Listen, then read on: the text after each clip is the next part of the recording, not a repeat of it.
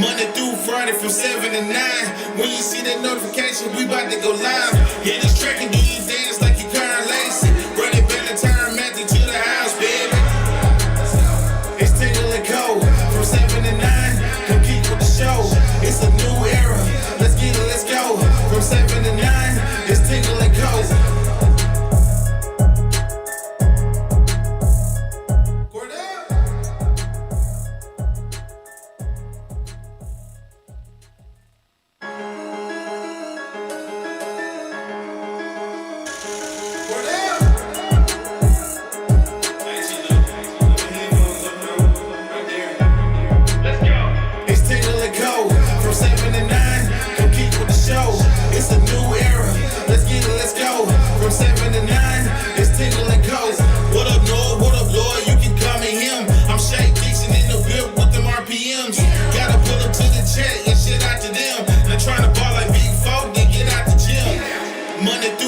From 7 to 9, when you see that notification, we about to go live.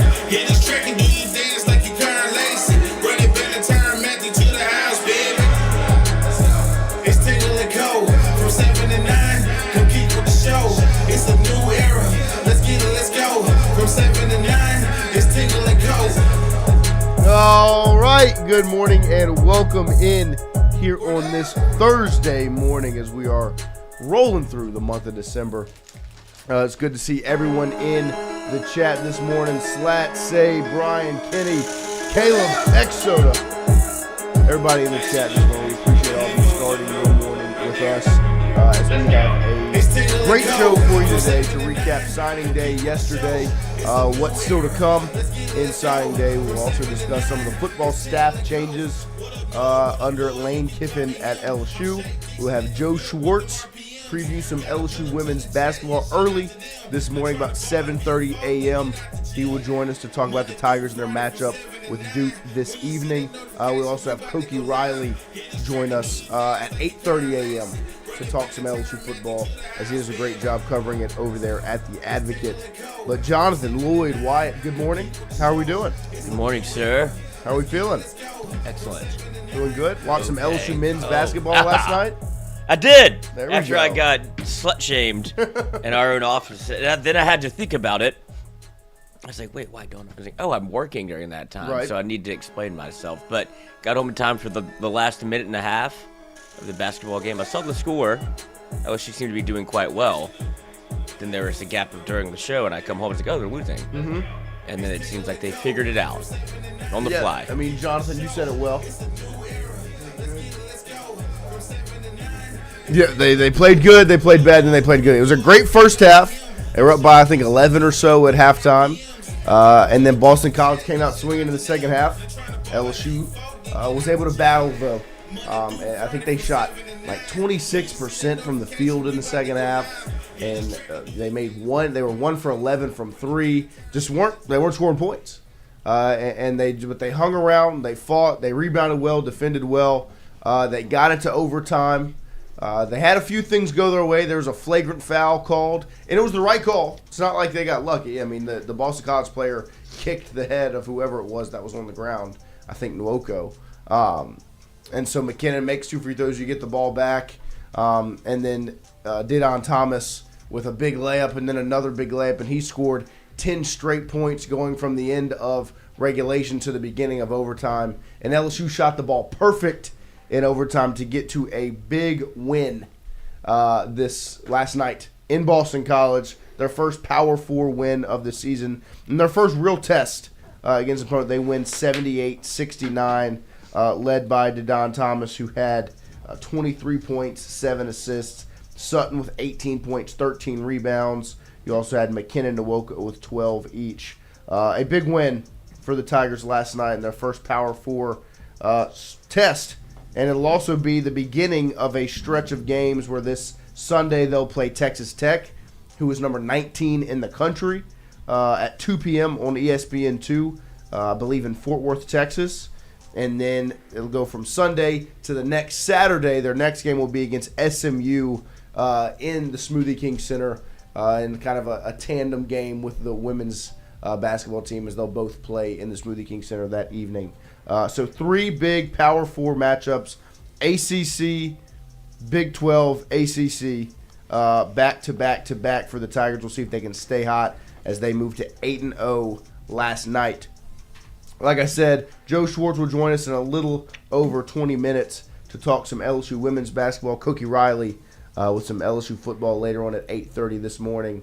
But a big day yesterday for LSU as they got day 1 of National Signing Day, the early signing period done. And they had a big win yesterday. There were obviously a lot of question marks going into yesterday.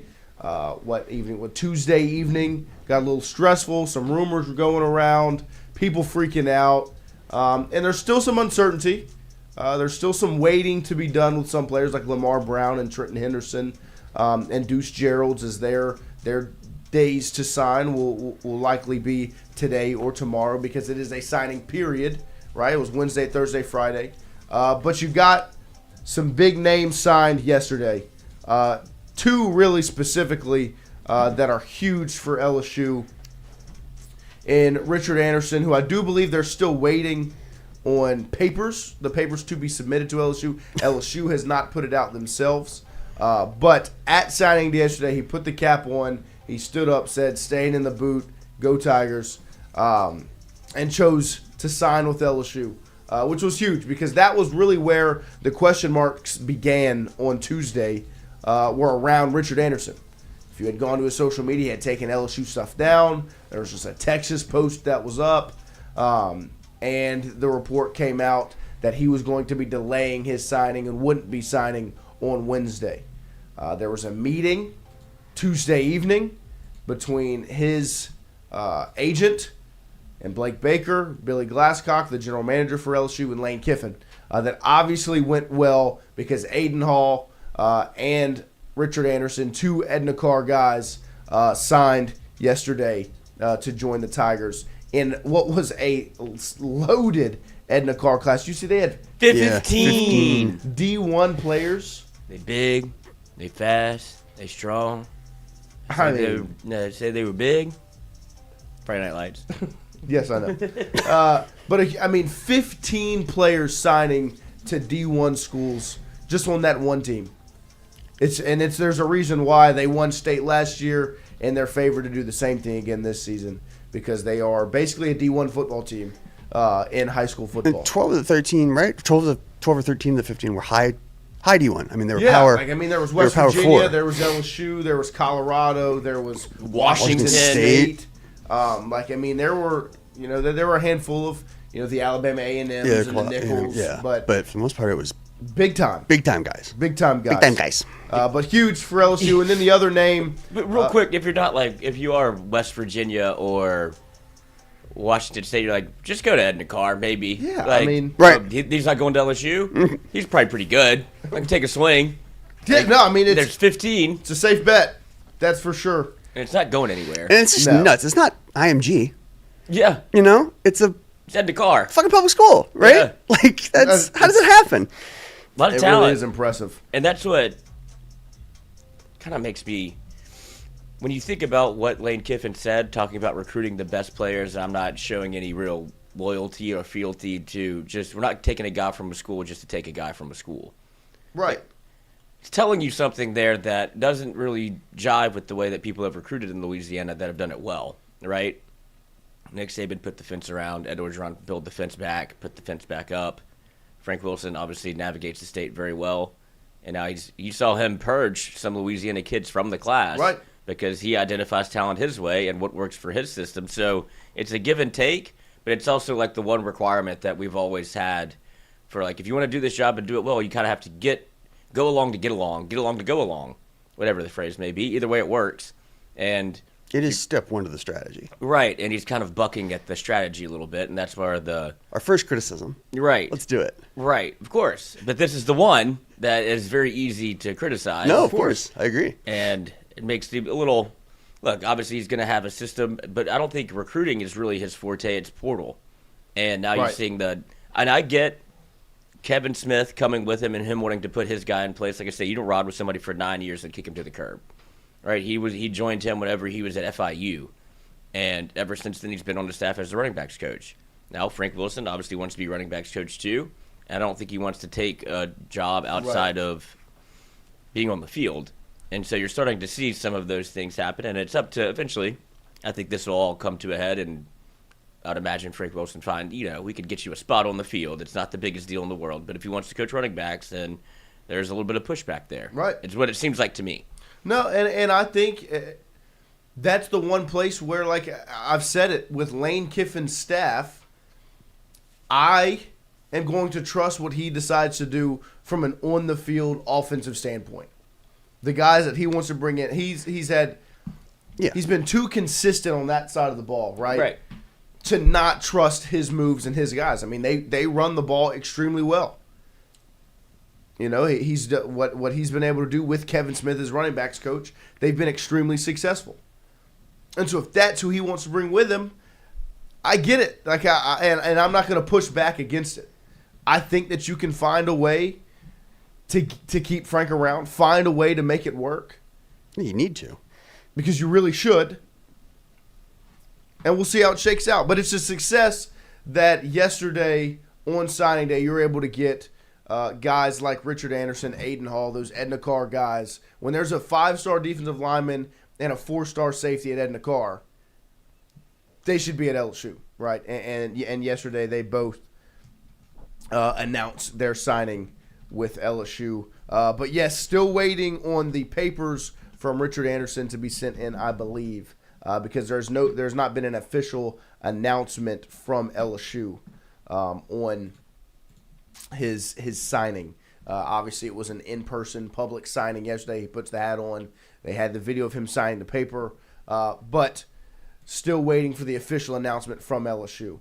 Haven Finney, however, his was official, and LSU put it out yesterday on their social media. That's how I stayed up to date on it the most. What was coming through is what LSU put out on Twitter, and they posted Haven Finney Jr., cornerback, is officially a Tiger about 3:52 p.m. yesterday, which is a big get. He's one of the top corners in the country. If you watch the film, he's extremely impressive. But the biggest thing is his recruitment's directly tied to one person, and they've been very vocal about it, right? Finney's recruitment is tied to Corey Raymond. The same way DJ Pickett's recruitment was tied to Corey Raymond. He was committed to Corey Raymond. As much as the LSU brand itself speaks, they're committing to Corey Raymond. And so this is just me reading the tea leaves. If he's committing to LSU, I know that they can still, like, you can sign. He's signing with LSU. You can sign and you can hit the portal later on. Like, I know those things. Like, I remember, because Julian Sayin never even made it to campus for Alabama. He was signed, Saban retires, and then he enters the portal. I remember Michael Doherty at LSU a couple years back never officially made it to campus, I don't think. He hit the transfer portal after signing with LSU. So you can sign, and then coaching changes can happen, and you can hit the portal. So we'll see how things begin to shake out. But to me, this bodes well because their decision was going to come down to Corey Raymond's future at LSU. And we'll see what that still means moving forward. But it was definitely a good step and a good sign that you were able to get those two guys that said they were likely going to hold off and wait to sign the dotted line yesterday. Especially being a California kid. Right. It's just, I think that somebody had to tell him something that gave him like a real vote of confidence, because that's a big move. It's not a kid from Edna Carr or, right. Catholic being like, okay, I'm going to stick around because at least it's close to home. That is a commitment in itself, saying like, yeah, okay, I'm going to stick with this coming from California. So I would say it's been, Yeah, I thought yesterday was a good day. It's a good day. Like we said, this class is a foundational class, right? You're not expecting to build your roster or have this big splash number one class during a coaching change like this. It is a foundational class. I look back and I compared it a lot yesterday. The 2022 recruiting class when Kelly got here, there were 4 pieces of that class that were the foundation of the BK era at LSU. Harold Perkins, Mason Taylor, Will Campbell, Emory Jones. Those 4 guys that signed in that freshman class won you a whole bunch of games in 2022, helped you a whole bunch in 2023, 24, and 25. You saw the impact those foundational pieces made, And around that, I think even when you look at just 2022 specifically, because that's the era you're in right now where it's the first year of a coaching change. When LSU went through in 2022, you had those foundational pieces that played huge roles. Harold Perkins won you a football game literally by himself. Mason Taylor made a huge play against Florida State in game 1. Played his breakout game against Alabama and a win at home. Will Campbell, Emory Jones were your bookend tackles all year, right? And then you plugged in a Jaden Daniels and a Mekhi Garner and a Jarek Bernard-Converse and these other pieces around them, as well as some of the pieces that are already in the roster: B.J. Ojulari, Jaquelin Roy, Malik Neighbors, a Brian Thomas, a Kayshawn Booty. That's kind of the realm LSU's in right now, so you needed that foundation from this class. And that's what Richard Anderson is. That's what Aiden Hall is. That's what Haven Finney is. That's what Jabari Mack is, Braden Allen. And then hopefully, potentially, as the week goes on and the signing the commitments stay true, and they sign Deuce Geralds, Lamar Brown, Trenton Henderson, those are foundational pieces for 26, 27, 28, right? Especially 26. I mean, there are instant impact players in that class. Richard Anderson, Lamar Brown are going to be hard to keep off the football field, right? Aiden Hall is a dog. Safety from Carr, going to be hard to keep off the field. And then potentially a flip that I think everyone's waiting on. There was some smoke yesterday that popped up as Wilt Fong put out a Fong bomb, the first of Lane Kiffin's era at LSU, to flip a quarterback. One of the top quarterbacks in the country who is committed to South Carolina, Landon Duckworth, LSU is working to flip. He obviously had taken some visits to LSU in the past with this past regime, but he's been committed to South Carolina since July. He is a 6'3", 190-pound quarterback. He's the number 10 quarterback in the country via Rivals. Number 6 quarterback via ESPN from Jackson, Alabama. And LSU is pushing hard to flip Landon Duckworth away from South Carolina, because that might be the position group you're in the worst spot in with Lane Kiffin coming in, right? Now, we've always said it.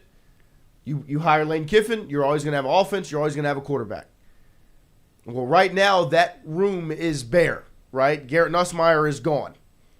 Michael Van Buren, we don't know what is next for him, but also watching the games, is he the guy? Probably not. No offense to MVB, just hadn't been pretty, right? We also don't know what the future holds for him. Lane Kiffin's obviously going to go get portal guys, but you didn't get a high school quarterback last year, and you don't have a high school quarterback committed this year, right? Your first high school recruit at that position is Peyton Houston, who's committed in the 27 class. So that's back-to-back cycles at a position that you want to take one of every single cycle. You want to get a quarterback every cycle. That's how you keep the room fresh. You keep it flowing, and you put yourself in the position that you had been in at LSU, where you had some pretty good-looking quarterback rooms. You don't have that right now. So you will get LSU's quarterback next season will be from the transfer portal. I'll put a lot of money on that, whether it's Trinidad Chambliss or they find someone else. You will likely take another portal quarterback, but it's always important to get high school recruits at that position. And they're making a push right now for Landon Duckworth. Obviously, a big enough push that there was some... The fuse was lit. The fuse was lit for a flip, a Fong bomb that Landon Duckworth could flip. And I think right now the conversation's probably sitting around. There's going to be conversations about NIL. I don't think there's going to be much of a discussion about, the debate between quarterbacks with Shane Beamer versus quarterbacks with Lane Kiffin, right? I mean, the kid can sling it. It's easy. And this is the second time he's decommitted from South Carolina. Right. And it's not like I don't think LSU is going to come in and bring in a true freshman to come start the position. No, at not LSU, at all. Especially but if you're Duckworth and you see the room at LSU, who's in it? It's Will Smith walking into the house. Like, we got a quarterback to be found. Right. So kind of build this thing from the ground up because I'm not sure that Colin Hurley's coming back to LSU. I'm not sure if he wants Van Buren at LSU. I don't know what the plan is on that regard. Like allegedly you have 2 on the roster, 3 if you count old buddy. Emil Picarella. That's right. He might play in the bowl game. Or Juwan Johnson. He did put out a tweet yesterday. He did. I would love nothing more than for Juwan to start at quarterback. As excited as we were for Kirkland to play quarterback. Yeah, I mean, this is a guy that spent all spring in the position, you know? But, yeah, I mean, the room is bare. Hurley's away from the team. Van Buren, you don't know what the future's going to hold. Nuss is gone. And so you're kind of sitting there like, there's nobody here. Like, they're going to probably, I mean, especially if Van Buren leaves, go get 2 quarterbacks out of the portal and hopefully bring in a high school guy. Yeah. And they're making the push. And it would be, obviously, I think everybody's brain goes to go get Simmons from Ole Miss and go get Chambliss from Ole Miss. Right. And I don't know, you have to wait for the waiver on Chambliss, but I would not be surprised to see him get Simmons from there to be able to come to LSU because that's like one of the few non-portal quarterbacks he's been able to like recruit, assess, and say that's who I want. Right. And he pretty much tried to play him. Even when he was a little bit banged up, he was still going, Yeah. I don't know if I want to go to Chambliss. And they went to Chambliss, became he's too good to ignore. Yeah, can't not but he play obviously him. has a soft spot for Simmons, and he's one of those. He's a genius boy, right? Did he graduated from high school as a junior? Yeah. Mm-hmm. Like that's not easy. He's already to got his do. degree. Yeah, It's like a or he has a prodigy. degree at Ole Miss. Yeah, Yeah, that's insane.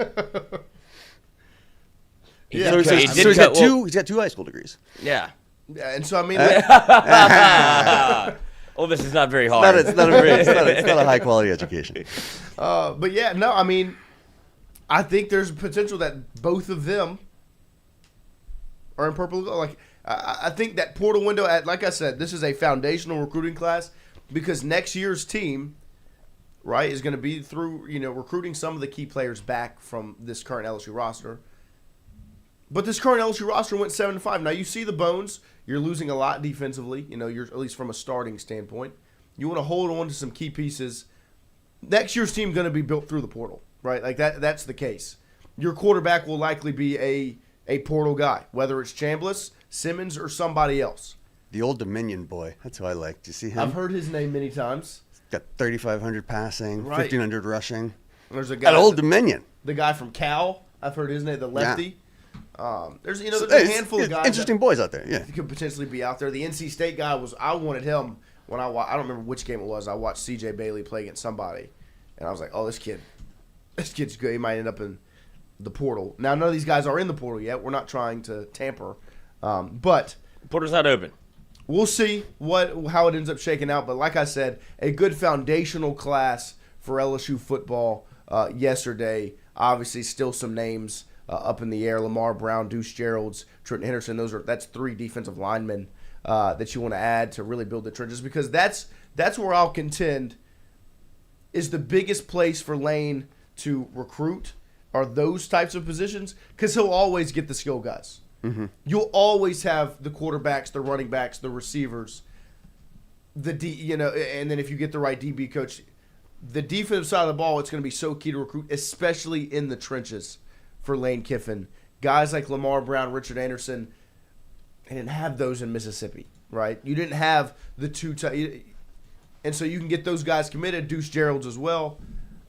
And I think Frank Wilson's going to be a key piece on all of them, so we'll see how it ends up shaking out. We are going to take an early break this morning, just a quick one, so we can send the Zoom link over to Joe Schwartz to have him join us to preview LSU women's basketball's first Power 4 matchup tonight in the ACC-SEC Challenge as they face off against Duke in Cameron Indoor is where they play. Because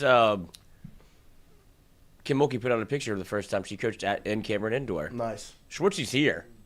He's in there? Mm-hmm. Let's do it. Let's All get right. straight to it. Let's go. As we're going to get ready to preview some LSU women's basketball as they have been dominant this season. Obviously, they had a great holiday weekend in the Paradise Jam as they win 113-53 over Marist and then 112-35 over Washington State. And we will set up LSU versus Duke tonight in Cameron Indoor. Coach Schwartz, good morning. Thank you for joining us. Good morning. I am actually, there's like a enclosure out here. It's a beautiful morning. It's 30 degrees, but it's Cry nice from where out you here. just We're were. Right. We're actually staying on a golf course that I may or may not take part in 18 holes after breakfast this morning. So, yeah, we have a lot of time today. It's a 9 o'clock Eastern tip, so we've got some free time, and I was told this is a great track. So to ease my mind before a big game tonight, we may get out on the golf course a little bit. Oh, the Brian Kelly theory. Oh gosh.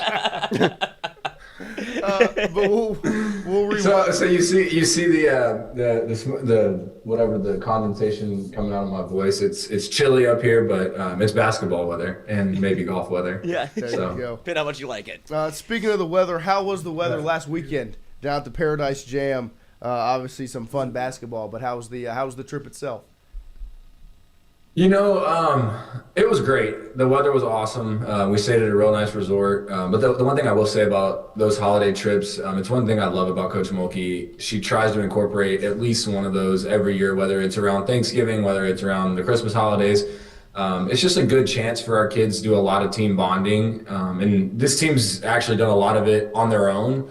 But it's really cool to see those kids outside of their day-to-day routine. You know, it gets kind of redundant when you're in college as a college athlete. You wake up, you get breakfast, you go to class, you go to study hall, you come to practice, you go to the dining hall to get dinner, you go home, and that's your day. And it's sometimes one of those things where if you get too caught up in that same routine, you kind of forget what it's like to be a kid. And Coach likes to preach that these are the best 4 or 5, and I guess sometimes 6 years of your life, depending on where you are in college as a college athlete. With the transfer portal, things get crazy, but she's a big proponent of be where your feet are. And seeing those kids on the island, whether it was in town with the locals, whether it was on the catamaran, we had kids on the team who had, one, never swam before, and 2, never swam in an ocean before.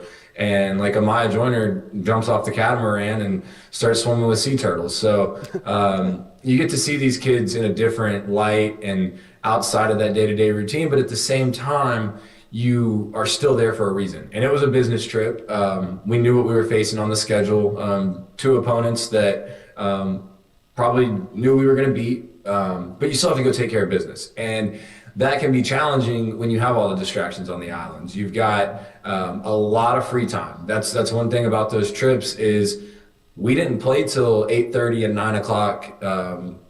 I guess it was Atlantic Coast time, so it's 1 hour ahead of Eastern time. So late nights, families back home are 2 hours, 3 hours behind us. So there's a lot of sitting around. There's a lot of activity that doesn't have to do with basketball, because there were 12 teams on there were 3 different tournaments, 3 4-team tournaments. So there were 12 teams. So it's not like you're getting 2, 3, 4 hours of practice. You get 45 minutes in the gym and that's it. So you've got to be able to maximize that time. And Coach is really good at it. We actually held an outdoor shoot around that had nothing to do with basketball. We weren't able to get onto the main floor that we were playing. They offered us a high school gym, and Coach said, you know what, there's a big turf area that overlooks the ocean. Let's get out there for 30 to 45 minutes. Let's walk through their inbounds plays, walk through a couple of our sets, and get a little sweat going and get back inside. So that was a first for me, and probably a first for a lot of those players and on staff. Is like, we don't necessarily need a basketball to get warmed up for the game. So you get to be creative too. You get to see your managers doing their best work, whether it's taping down a practice court inside of a ballroom, or managers that haven't really played on scout team because we don't get to travel with as many people. So everyone's kind of out of their element, but at the same time, it prepares you for things like the NCAA tournament, where you may be in a different element and you may not get to practice in the same gym, and you have to deal with the travel.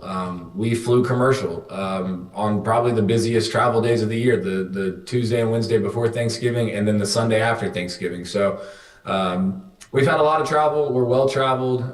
The islands were great. We came home 2-0. healthy, feel good about where we are now. And I think one of the things that people look at is Duke's record, and I know we'll get into that, but I really want to urge people not to look at their record because they're still a well-coached team. They've got good talent. They were picked to win their conference. Their losses are to good teams, but we're excited for the opportunity tonight. Yeah, and I wanted to just point out one thing from last weekend's games. I think when we last spoke, it was after that Tulane win where you actually lost the rebound battle 47-43. This past weekend in the Paradise Jam, y'all won the rebound battle 59-30 over Marist and then 52-15 over Washington State. How important was that for you guys going into those matchups and kind of preparing for the game, really focusing on rebounding and dominating the boards like that? One of the things that we like to focus on is a nameless, faceless opponent. We treat every opponent the same. At the end of the day, it's still Division I basketball, and kids can play. So after that Tulane game, we really have put an emphasis on rebounding and not just winning the rebound war is like what we like to call it, but dominating. And I think you've seen since that Tulane game kind of a different mindset when it comes to rebounding. I think we lead the nation in offensive rebounding. I think we're 22.1 offensive rebounds a game. I think we're top 5 in rebound margin. We're top 5 in all these different rebound percentages. But the one category we don't necessarily exceed in is opponent defensive rebounding. So while we do lead the nation in scoring and we lead the nation in field goal percentage, we're giving up a lot of defensive rebounds. And part of that may have to do with us wanting to get back in transition to make sure we're not getting scored on. But really the past 3 games against, Alcorn, Marist, and Washington State, we've seen a big jump in our rebound numbers. And I think that's cool to see because we talk about carryover all the time. And Coach Starkey and Coach Mulkey both emphasize rebounding. And there was a Mick Cronin clip that we watched the other day, and he was talking about what it takes to be a good rebounder. And it doesn't take talent. It doesn't really take athleticism. It takes effort. It takes want, and just going a little bit further than the next guy. And so the girls may not love it when we get our dream teamers or Coach G or myself in there pushing and shoving when we do our rebounding drills. But in the long haul, we're about to get into some really thick competition when we get to the SEC, and it's physical. It's a battle night in and night out, and we've got to be ready. And some of these teams that we play right now may be inferior, but we can't treat them like that. We've got to go out and dominate every category, every statistical category, and we're doing a pretty good job of that. We always talk about field goal percentage defense. I think we're top 10 in the country there. Because people have this misconception. They look at these scores and they're like, oh, it's just a so-and-so team, LSU scored 100, game over. Well, you got to look at how we're doing it. We're being very efficient. We lead the nation in three-point percentage, which we don't take a ton of threes, but the ones that we're taking are good shots. Scoring, we're shooting 55.7% from the field as a team. There's no one else doing that. We've got 7 kids averaging in double figures, so you can say, oh, well, they just play their starters. Well, they don't. We play everyone. We've got 11 or 12 kids that are averaging, I think, 16 or 17 minutes or more a game. So go. I know the teams we played so far aren't great, but go look at a lot of these other rosters and tell me what teams are doing that. Because the answer is I don't think you'll find many. Yeah, rebounding's been an emphasis, but it's not just rebounding; it's every other category as well. Because there's a lot that we need to still clean up before we get to conference play. And specifically, Amaya Joyner last weekend, Paradise Jam tournament MVP. She had 16 and 10 and 12 and 12. Talk about the job she's done, obviously transferring in onto this roster, and the job she's done since getting to Baton Rouge. Well, I think one thing we call her Mai. One thing about Mai is we know she's got it inside. We know she's a good post player. I think figuring out what her role is, and that's been kind of the same for a lot of these transfers in the new ones, the 5 freshmen. It's like hey, you are here to ball. We recruited you here to ball. And you go look at what she did at East Carolina. We didn't bring you here to just be a sub and maybe come off the bench and do a little. We brought you here to dominate the post. You look at the post we've had the past couple of years with Angel Reese and Anissa Morrow, like those kids didn't just come play games. They dominated games. I mean, you remember some of those stat lines. Angel had like 36, 15, and 9. Like, Amaya, you are capable of that. We've seen you on film, and while you may not have to do that because of the help you have on the perimeter, you need to treat every game like, man, I want to be a top 10, top 5 draft pick. And so I think since that Tulane game, especially, Amaya has really been focused on, hey, I want to have a double-double, and having a double-double doesn't start when the ball goes up when the game starts. It starts 2, 3, 4 days before in practice. And so I think finding that next gear for Amaya has been very important. And that starts in practice. She's being pushed in practice on a daily basis, because when you look up and you've got a freshman starting in front of you and you've got another freshman coming off the bench in front of you, that is something you need to take personal. And I think she has, there's days now in practice, because we stat everything. She looks at how many rebounds do I have? How many deflections do I have? We've had to talk to her about fouling.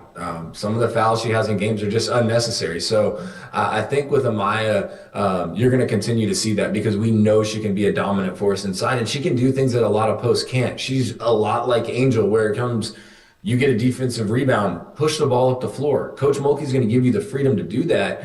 But you've got to show us on a daily basis in practice that you can do that before we just let you take off and there's no training wheels. So I think she's really focusing on rebounding and defense, because at the end of the day, the scoring is going to come. We know we can score the basketball. We've got a lot of different options, but that's the hard part for us as a coaching staff. And for Coach Mulkey as the head coach, it's like, I got to figure out who I can play and who I can't play, and what lineups go well together. And Mama and Kate, as our two kind of bulkier posts, we call them our big posts, and then we call them our big littles with Grace and Zakaya. We got to figure out how we can mix those 4 together, because as much as we'd like to play Kate and Amaya together the whole game, we just can't. They're not built like that for a 40-minute game. So I think you're going to continue to see that from Amaya and from Kate and from Z and Grace, and even Meg. I mean, Meg's come in.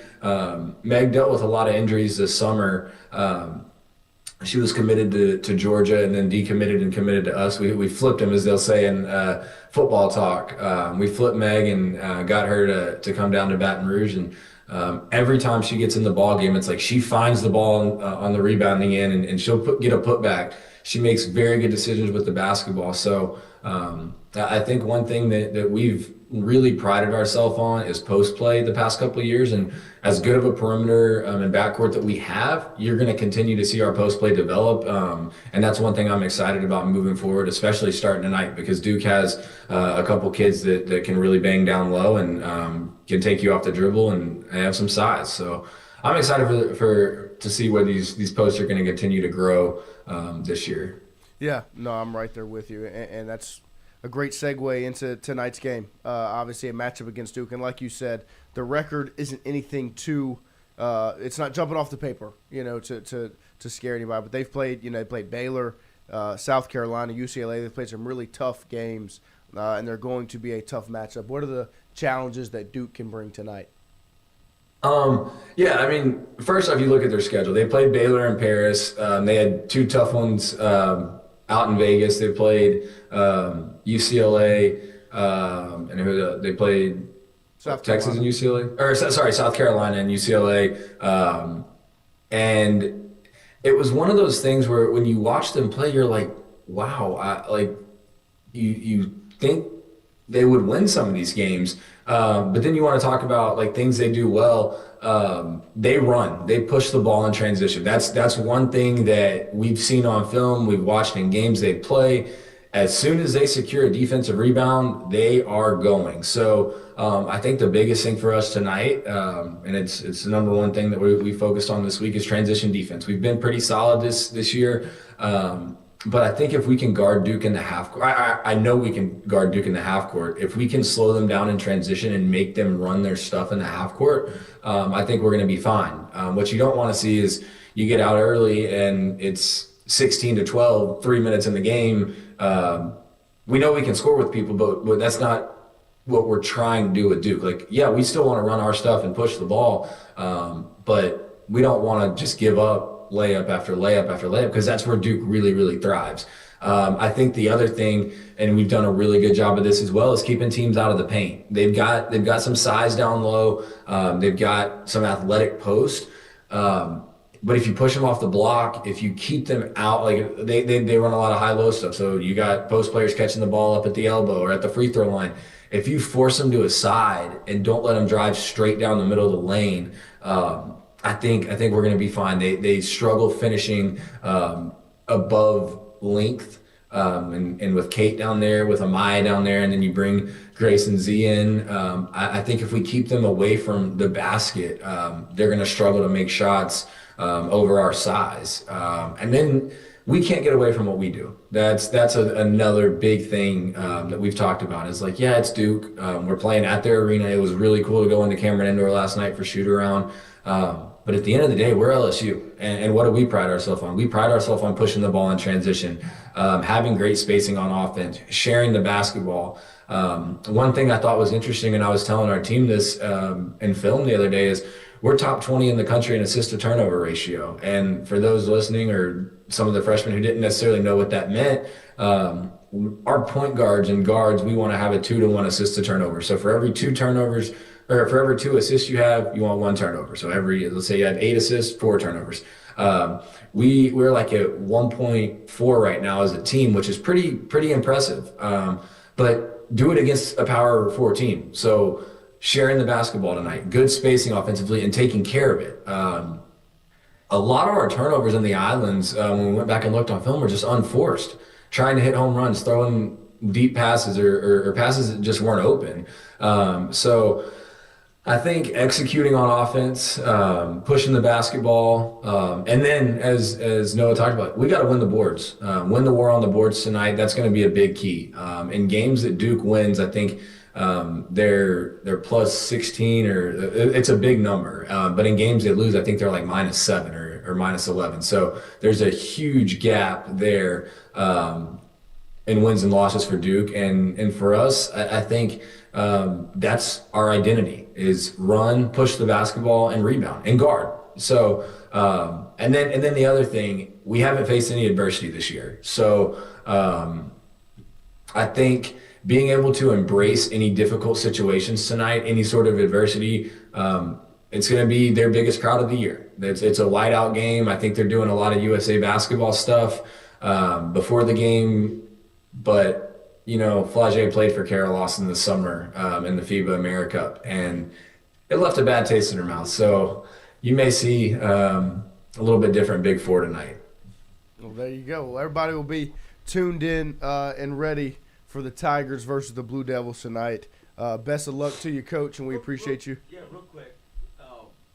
How much does this team kind of, I don't want to say manufacture beef, but kind of find different avenues to create beef amongst itself, and whether it be coaching or some, you know, they seem to find a way to, like the Michael Jordan theory of like he just kind of made up stories in his head about some poor player that, you know, it goes down in lore. It's like, I didn't even say anything to the man, and now my name's caught up with Michael Jordan.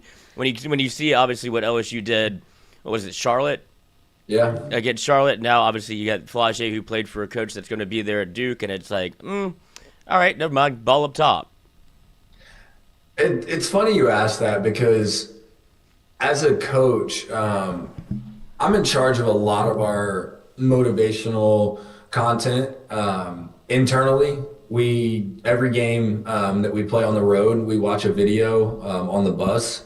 And let's just say this, when teams or people give me material, we are able to get it to the girls. And a lot of the times our girls see it first. And it's one of those things that our team is extremely motivated this year for whatever reason, whether it's the 2 back-to-back Elite 8 losses, whether it's Flage knowing that this is her last year, Malaysia has her own chip on her shoulder, leaving South Carolina. Literally, I mean, she born and raised there, played at the University of South Carolina. These kids have something to prove. And as much of a following as we have, there still seems like there's a level of disrespect. And we haven't won a big game in a while. It's been, what, two years since we won a national championship? But these kids are hungry, and it's a different level of hunger. I'm going to show up to practice every day and kill you. I'm going to show up on every game. It doesn't matter what jersey you're wearing or who we're playing against. But that's easy to do against teams that are inferior. So Flage, it left a bad taste in her mouth. I mean, she scored 22 points in the semifinal game in the America Cup, and I think she played 3 minutes in the gold medal game against Brazil. So she knows what's on that opposing sideline and who's coaching that team. And but one thing we've told Flage and the rest of our kids is, like, Flage, yeah, this may be a revenge game for you, but don't force, don't press. Let the game come to you. Continue to play the type of basketball you've been playing, and everything's going to be just fine. So when you give these kids additional motivation, it's very, very scary what can happen. And sometimes it just falls in your lap. Whether, like Charlotte, we're scrolling through TikTok and we saw a couple things that we thought might be beneficial for our girls to see, and sure enough, you look up at the end of the game and it wasn't really close. So I think there's certain things that you will use to help these kids get ready to play. And I think everyone, like we were sitting in Cameron Indoor last night, and we were huddled up at the end of practice, and coach let it be known, hey, Flage, you remember how this summer went?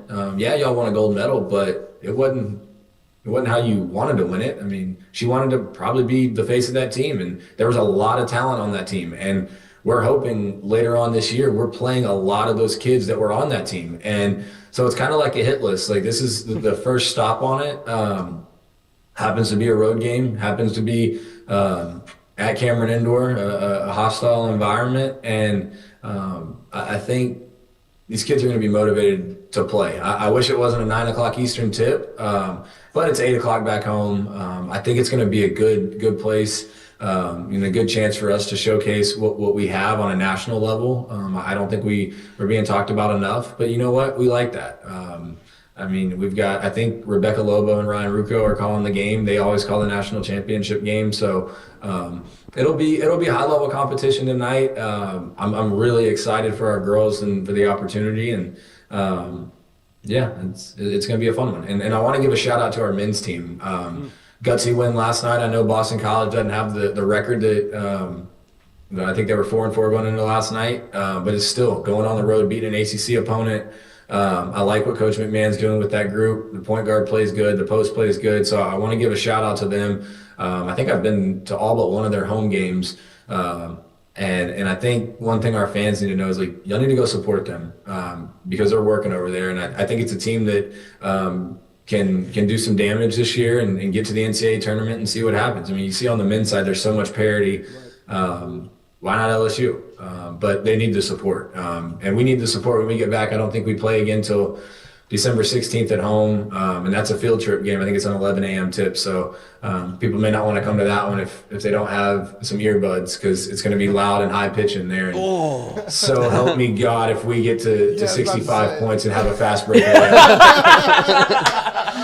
So, yeah.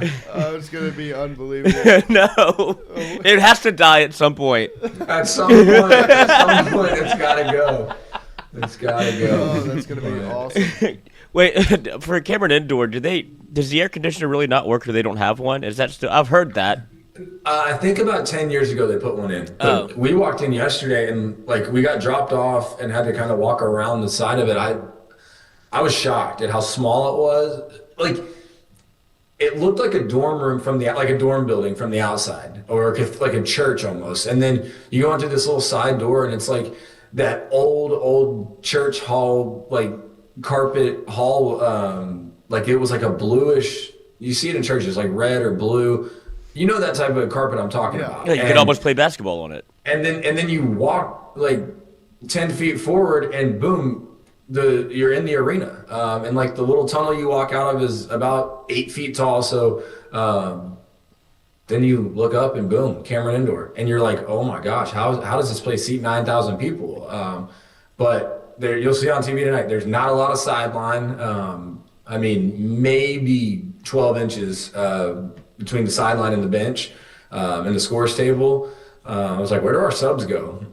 But it's a very, very unique place. And then you look up in the rafters and you're like, oh, Krzyzewski, all-time winningest coach. They've got every jersey in imaginable retired, from Jay Williams to Christian Laettner, Rip Hamilton. I mean, there's so many names up there. And as a basketball junkie, you're just like, this is a dream. Duke was always a dream for me.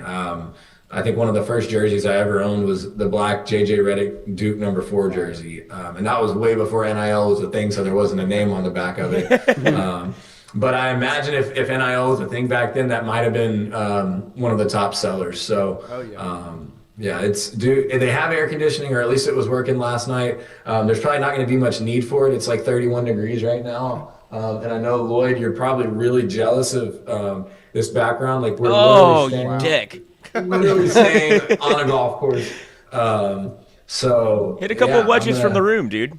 That's how you warm up. Well, yeah, exactly. I'm gonna grab some breakfast, a couple of cups of coffee, and try and ease my mind before going to shoot around at I think 2:30 today, and then 9 o'clock Eastern tip off on ESPN. So tune in, hold it down for us back in Baton Rouge, and I think we get back at 2 a.m. tonight, and then turn around and leave for New Orleans on Saturday morning, play UNO Sunday, and then we get a little bit of a break for finals next week.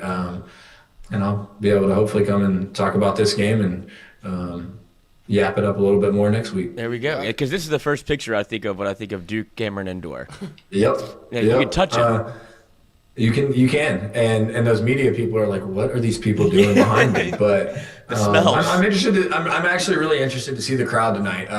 Looking at Duke's past attendance, I think they're averaging like 1,100 people a game for the women's team. So they're pushing it on social media. They want it to be a light out, but I think, as you've seen historically, our fans travel, and we've got fans all over. So I'm excited about the LSU fans and LSU faithful. We traveled with a lot of boosters. I know there were a lot of fans that are making this trip. Think about it. We got Amaya from East Carolina, from Farmville, North Carolina. Malaysia from South Carolina. Flajay from Atlanta. So you can bet that there'll be some purple and gold in that building tonight, and they'll be loud. They'll be in our corner, and I'm excited. I'm excited for the opportunity tonight. Yeah, no, we're all fired up back here at home. Best of luck to you tonight, and we'll talk to you again soon. All right, guys, y'all take care. Lloyd, I think we going over under LSU women's points or Joe's score today on the golf course. Oh, I would hope you would. I would hope the women's would go over your score. I'm hoping so too. This is supposedly a tough track. It's a U.S. Open qualifier course. It's Duke golf home course. So what do you think? Let's hope I'm below. What are you thinking for yours? So what have you set the over under yours? I'm 75.5. Oh, I was told by a buddy of mine who plays this course a good bit that if I'm under 80, it would be a really good day. So let's break 80. Let's have a good day. Let's break 80. Let's break 80 and score more than 80 or 100 tonight. So I'll go Duke women's score versus your card. Ooh. I'm hoping that my score is much higher than Duke's. Yes. Unless I shoot like 59, that'd be cool. Get the belt. Yeah, exactly. All right, guys. I'm running to breakfast. Appreciate y'all, and I'll holler at y'all next week. All right, buddy. Go you, low. sir. Appreciate it. Y'all have a good one. You too. Yep. There he is, Joe Schwartz, LSU women's basketball coach. Great stuff, as always. Great insight. A big-time matchup tonight. I mean, I tell you what. It's a dream to go play or coach or just be in Cameron Indoor. Like, it's the best atmosphere in the sport, and it's going to be an awesome environment tonight. The history in that building. Yeah, I mean, like you said, you're literally – first you walk in, and then you get on the court and you look up, and it's jerseys. It's the most winningest coach ever. Like, I mean, it's legendary, you know, and so it's going to be awesome for them to get to play in there. And I'm excited for the atmosphere it's going to be tonight because that place delivers. Yeah, I just hope she's not there. Duke also has a. She's putting a hex on. Everybody else is, a little bit happy. She is putting a hex on him. Yeah. I hope she's doing okay. Yeah. Fuck those exams. I'd like to see Where Are You Now? Yeah. on everybody, It's 11. But I just wanted to throw in, just real quick, that Duke has a really cool player. Their leading scorer is Toby Fournier, who's she's a sophomore from Canada, and she went viral a couple years ago for dunking as a high school sophomore. That. She's like an elite athlete. A really cool matchup, I think, for our bigs. And just like one of those fun players to keep an eye on, like pre-tournament kind of. 100%. I think it's going to be, especially like Coach said. I mean, the strength of this team has always been the guard spot. Like that's been, what's on Malaysia, Michaela, Flage. That's what's been put on. But they're so good in the post, and this is going to be a really good challenge for them, especially defensively. So it's going to be exciting to watch as they get into Cameron Indoor tonight. A late tip, but 8 p.m. here at home to make sure you're tuned in to watch the Tigers this evening. Like I said, we will have Koki Riley join us in a little over half an hour at 8:30 this morning. I do want to talk a bit about some of the staff shakeup at LSU currently. Obviously, there was one name that was said yesterday. Yeah, here's Toby Fournier. She's not no. I mean that's grazing the rim. Like easy. No, she's dunking. Yeah. That's like easy. She was 14. I mean? She was dunking it. Yeah, as a freshman in high school. Yeah, she's a really good player. It's going to be a fun matchup tonight.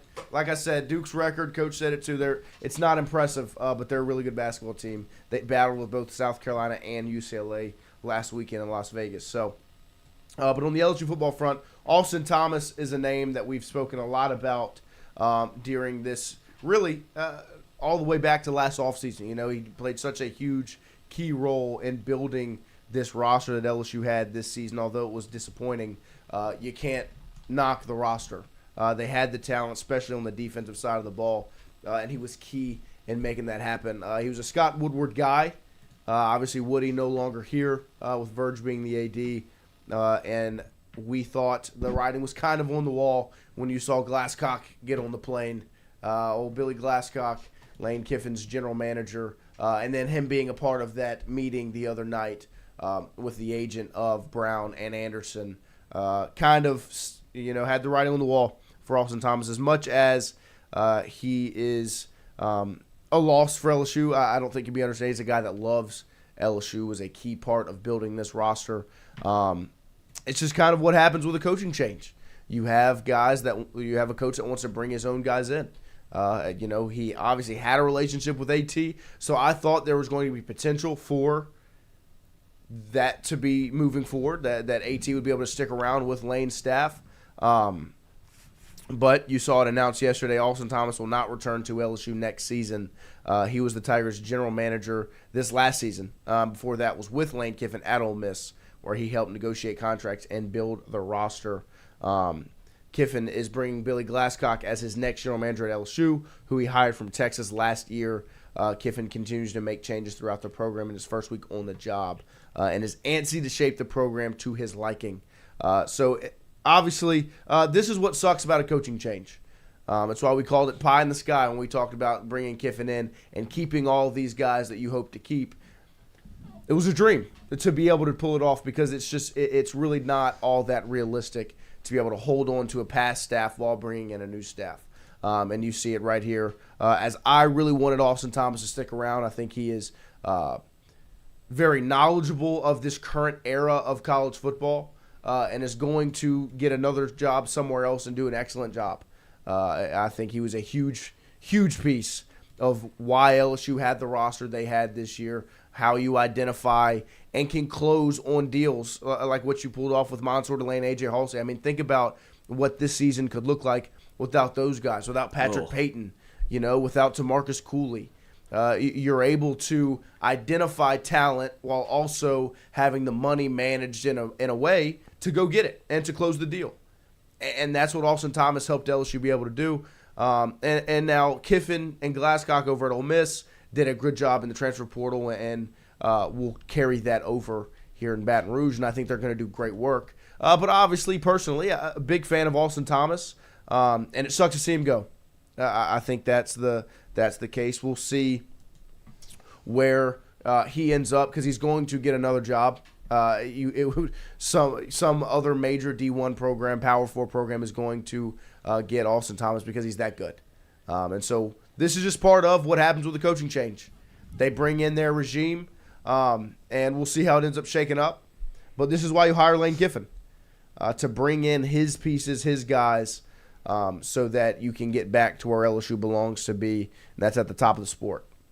And I know there's a bunch of people that are saying, well, why not just keep Austin Thomas in a different role? There's people that do certain jobs that they want to continue to do. Like Austin Thomas was literally the first general manager in college football. Right. Like Ed Orgeron made that role for him to help him kind of manage the talent, what they were trying to do, and then some facet of NIL that has obviously changed a good deal to with the transfer portal and how it's all structured.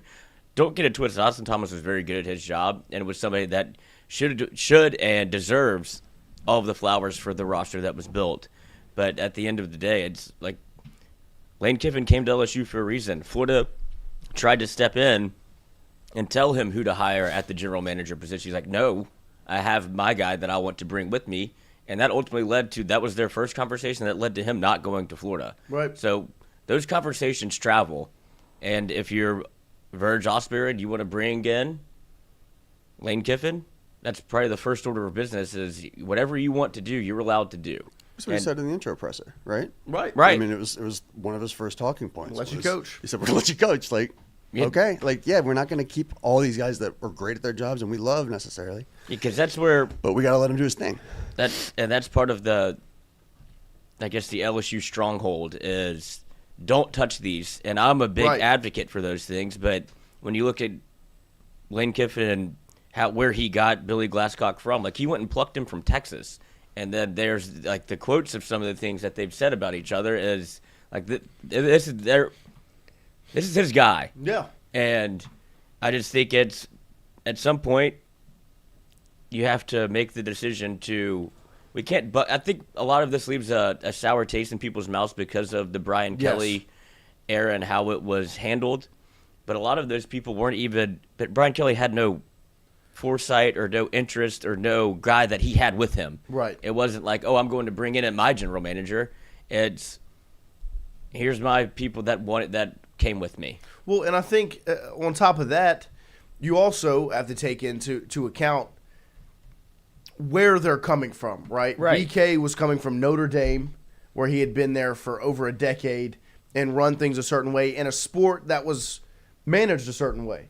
That all changed the second he got here, right? Like he brought his crew over. He wiped the slate clean at LSU, reset the entire staff besides Brad Davis, and then the sport changed and things changed, and you saw kind of the effects that had.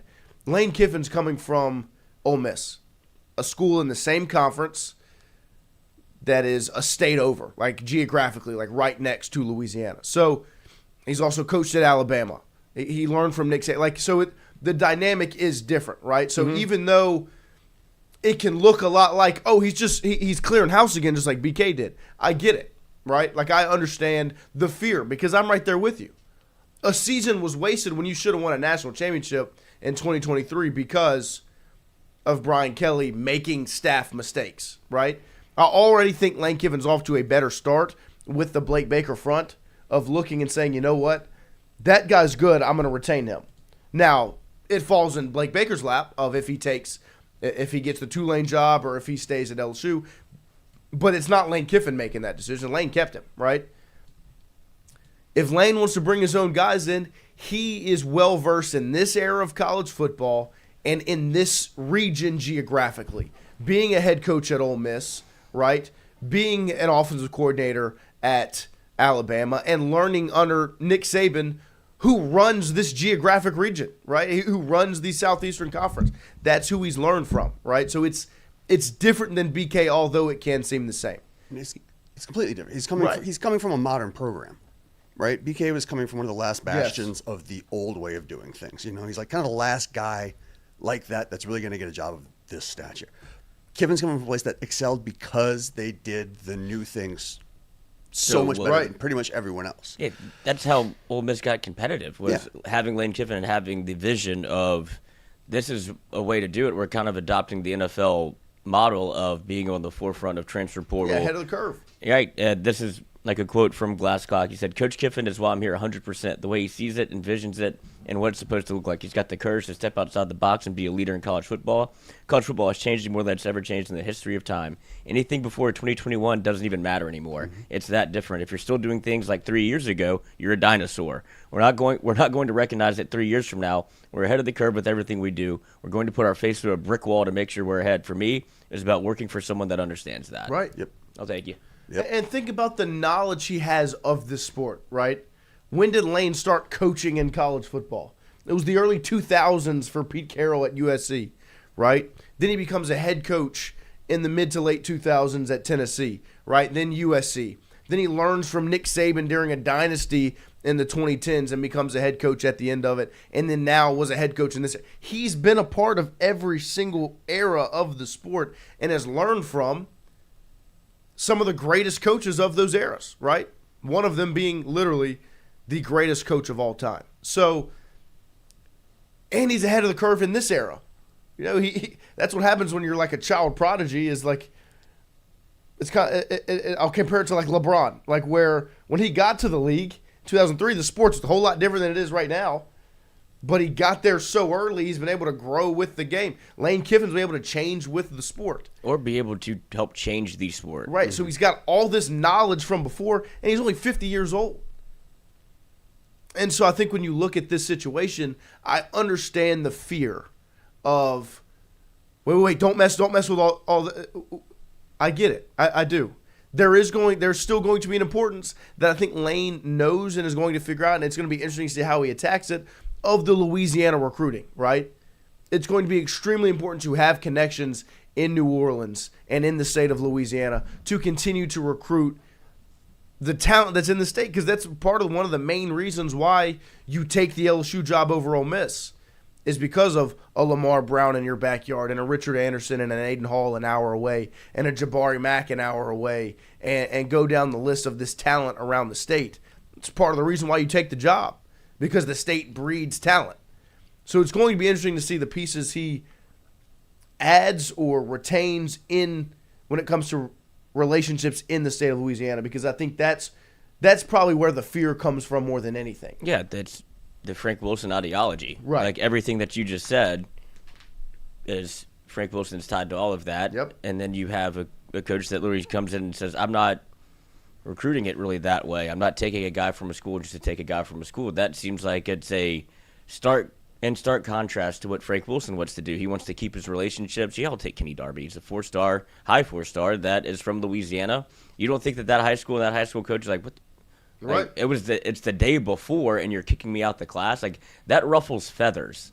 And so I do think that there's some, I guess, consternation of how this is being looked at and how it's being portrayed versus how it's been done successfully. Because if you look at Frank Wilson not being the running backs coach and you look at him bringing over Kevin Smith, that tells me he wants Kewan Lacey to come with him to Ole Miss. Right. That tells me that Frank Wilson, that's not a guy that I have my guys, Caden Durham, Harlan Berry. If you're trying to bring in a running backs coach and a running back, Harlan Berry's parents were very vocal about what they feel about Frank Went Wilson. to high school together. Right. And so if Frank Wilson leaves, Harlan Berry's leaving.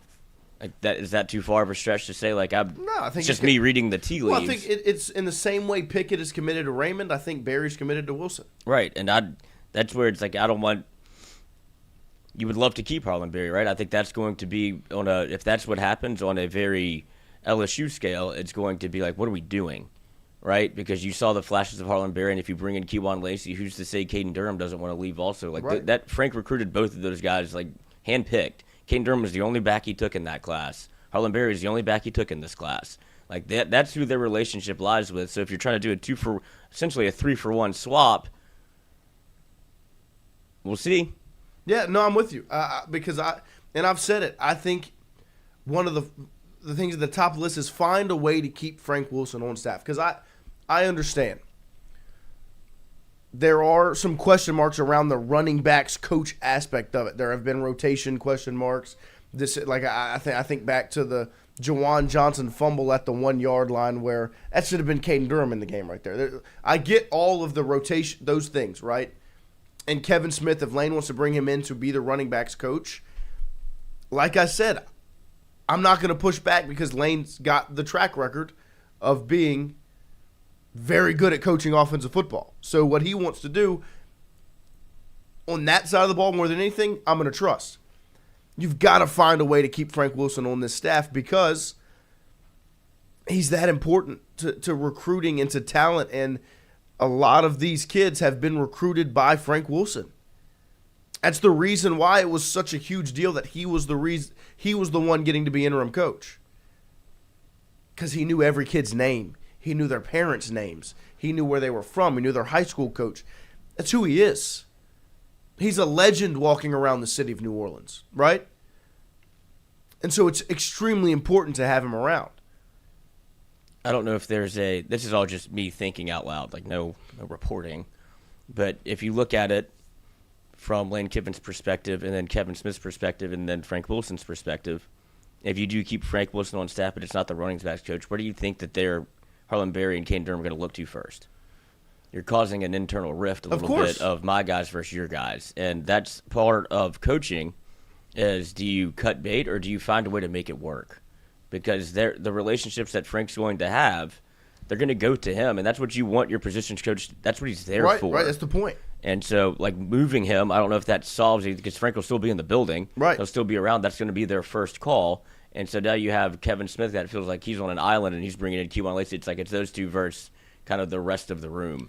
And so that's just me looking at it. Right. Like, no, I'm with you. If we don't have to have strife. You're 100% right. It's a ton of conjecture. Sure, You but know, I can see how relationships work. No, and I think I 100% can see that outcome. And I think one thing that has to be remembered is, as important as Frank is, he is not LSU, okay? Like, we've said he is LSU quite a bit.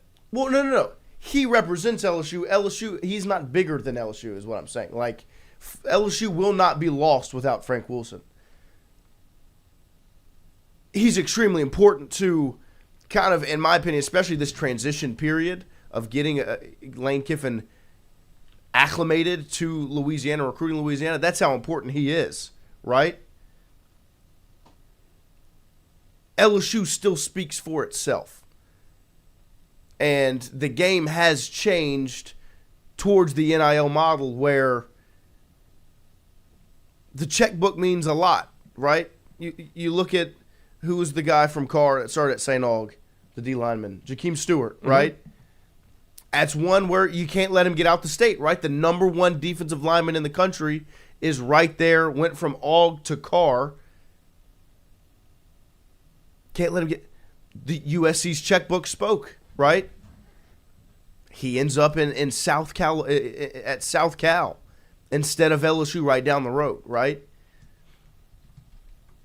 I want Frank Wilson on this staff because he is that important to the fabric of Louisiana recruiting for LSU. But if it comes to if Lane wants to bring his running backs coach in, that's why you hired Lane. You couldn't run the ball the last 2 years without Jaden Daniels. And really, you couldn't run it that well with Jaden Daniels either. It was just Jaden, right? If he wants to bring his running backs coach in where Kejuan Lacey has 20 rushing touchdowns and they've been at the top of the SEC in rushing, yeah, that's why you brought in Lane, right? I love Frank Wilson. I want Frank Wilson to be on this staff. If Lane wants to bring in his guy, he wants to bring in his guy.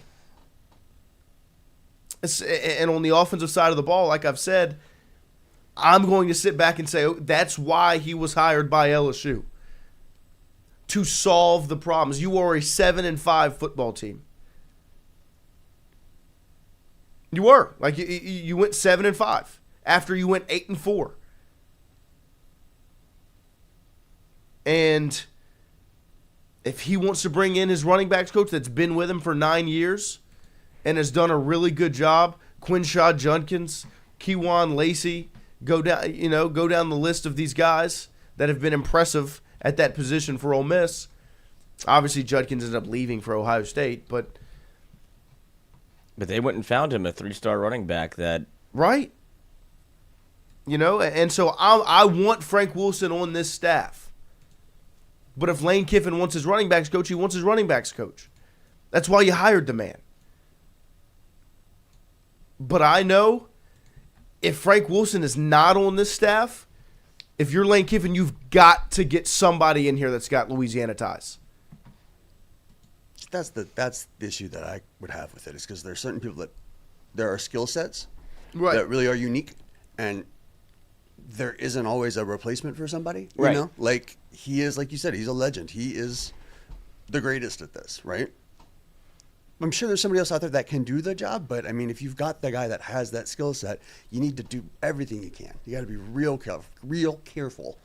Right, because if it's letting him get out of the building. Because if he does, and he feels some type of way, whoever you bring in next is going to have to go through Frank. He's not going to make it easy for him. Right? No, not at all. And I think it's going to be an interesting dynamic to watch if he's not retained. Well, it was just said in the press conference he's coaching the team in the bowl game, right? It's a very interesting dynamic where he's the interim head coach, and like when Kelly got here, who the interim head coach was before he got here? It was O. And then the interim coach of the bowl game was Brad Davis. That was the only one retained, right? And so we'll see how it shakes out. But it's extremely important. It's part of the reason why, if you're Lane Kiffin, you come to Baton Rouge and you come to LSU is to recruit this state. And Frank Wilson is the epitome of recruiting this state. Don't forget, every single day we're brought to you by AJ Sports Cards. AJ Sports Cards, based out of Baton Rouge, right there on Drusilla Lane. 3348 Drusilla Lane is the address. AJ Sports Cards, 225BR is the Instagram page, and it's just AJ Sports Cards on Facebook. Don't forget about the Baton Rouge Card Fest they've got coming up on December 13th. Saturday, December 13th is the Baton Rouge Card Fest. So not this Saturday, but next Saturday at Elite Training Academy at 5414 Burbank Drive in Baton Rouge. Will be $5 admission for everyone 12 and over. Kids 12 and under get in free. Sports cards, Pokemon's cards, and kids trading area. Saturday, December 13th from 9 a.m. to 4 p.m. It'll feature Ben McDonald, Harlem Berry, Ethan Fry, Daniel Dickinson will be there to take some pictures, sign some autographs. So make sure you check out Baton Rouge Card Fest, brought to you by AJ Sports Cards in Baton Rouge. We appreciate AJ's and everything they mean for us. We'll take a quick break here, reset, come right back up, and we'll get ready to set up Koki Riley at 8:30 a.m. this morning.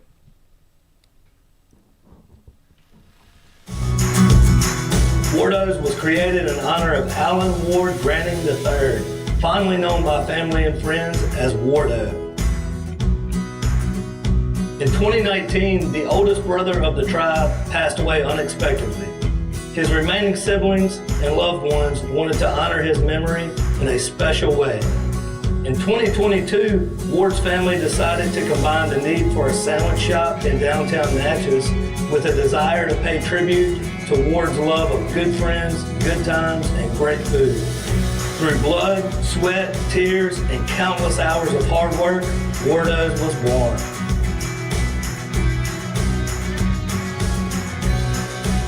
So go visit Wardo's today at 309 North Broadway Street in Natchez, where the po' boys are so good, you'll swear you're in Cajun country. Hey, Miss Lou, come visit us, Tom and Wright Branding at Go Martin on the Go Deli. Go Mart has clean restrooms, community coffee, an awesome beer cave, and a great selection of anything you may need.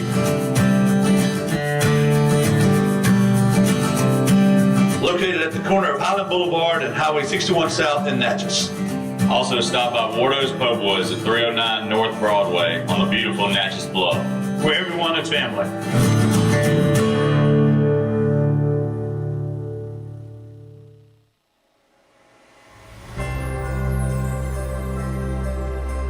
I'm Tom Branding with Go Martin, Wardo's Po' Boys in Natchez, Mississippi. On behalf behalf of the Granning family, we invite you to run, stroll, or walk in the 4th annual Wardo's Rudolph Roll. Held on the beautiful Nexus Bluff, this holiday event keeps a 10K, 5K, and 1 mile kids run. The Rudolph Run supports the Ward Granning Memorial Scholarship, which has awarded over $20,000 to local high school seniors since 2020. Along with the race, enjoy live music, drinks, and of course, po' boys. For more information, check out Wardo's Facebook page. Hope to see y'all there.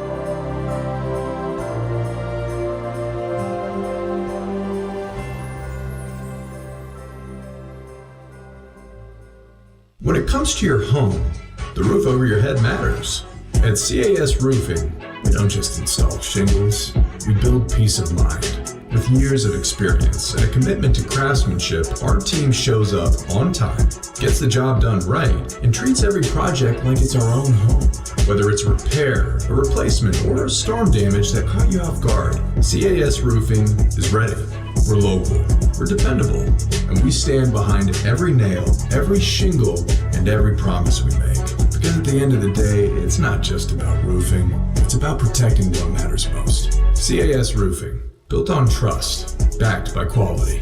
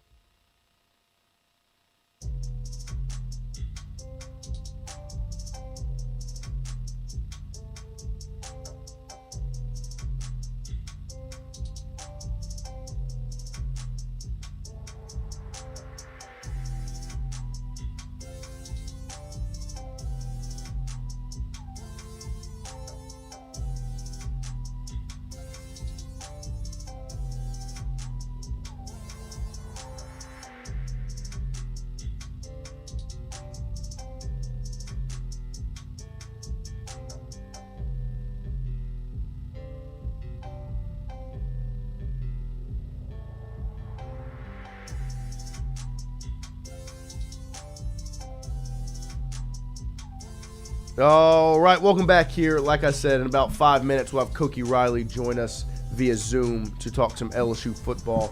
Before he gets here, Lane Kiffin made another addition to his LSU staff yesterday, reportedly hiring former Kentucky offensive line coach Eric Wolford.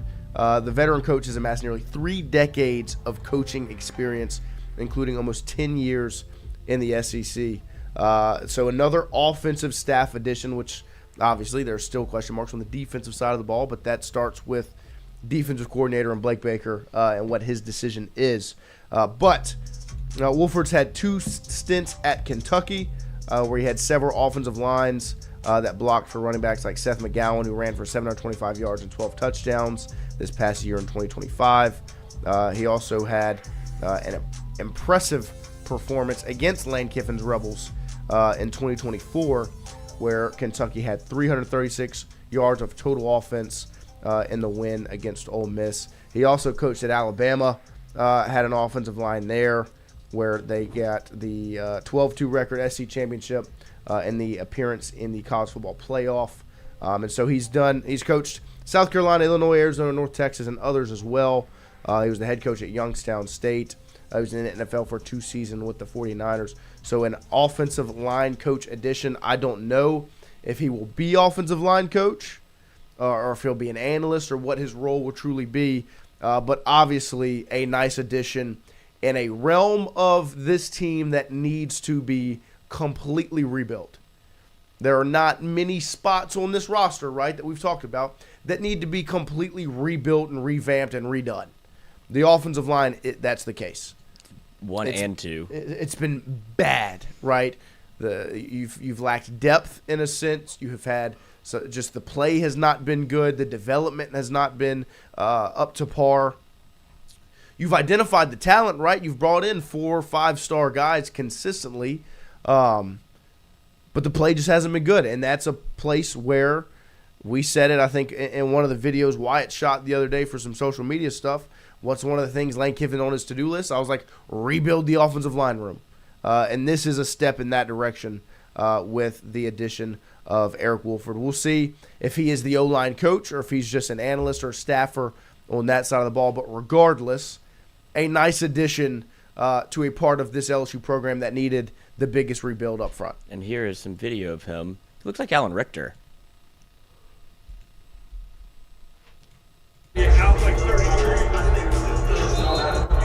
You're going to get drafted by Green Bay. And you're gonna wish you never said that. Buffalo. Your ability to stick your foot in the ground and redirect is one of the most important traits you can have as a player for your career. So kick with speed, and when I give you redirection, stick your foot in the ground and get back in there. Good. Left, right, vertical. Put this guy back on top of that backer. Oh. See what I'm saying? Let's make a point of emphasis putting that guy on the back of that guy's lap today. As soon as I redirect this side, I'm powering inside and I'm throwing that right hand here. You're going to turn and brace like this and play strong here. You're going to get that right hand right there where it needs to be. Good movement! In the whistle. It's the best. Good. Make sense? Man! Big play! Oh! Vertical play! Tell those guys about move calls on first down right off the sideline. Tell them to hold these. Wallace, be ready to own that guy. You're banking on him. He may have presence here. He may have to be in a double stop sign, but you got to be heads up for that, right?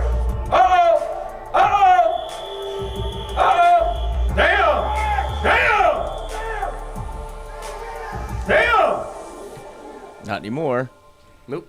That is an LSU Tiger. Yeah, look, that is a part of this team that needs to be revamped. It has been bad. And this season, it was atrocious.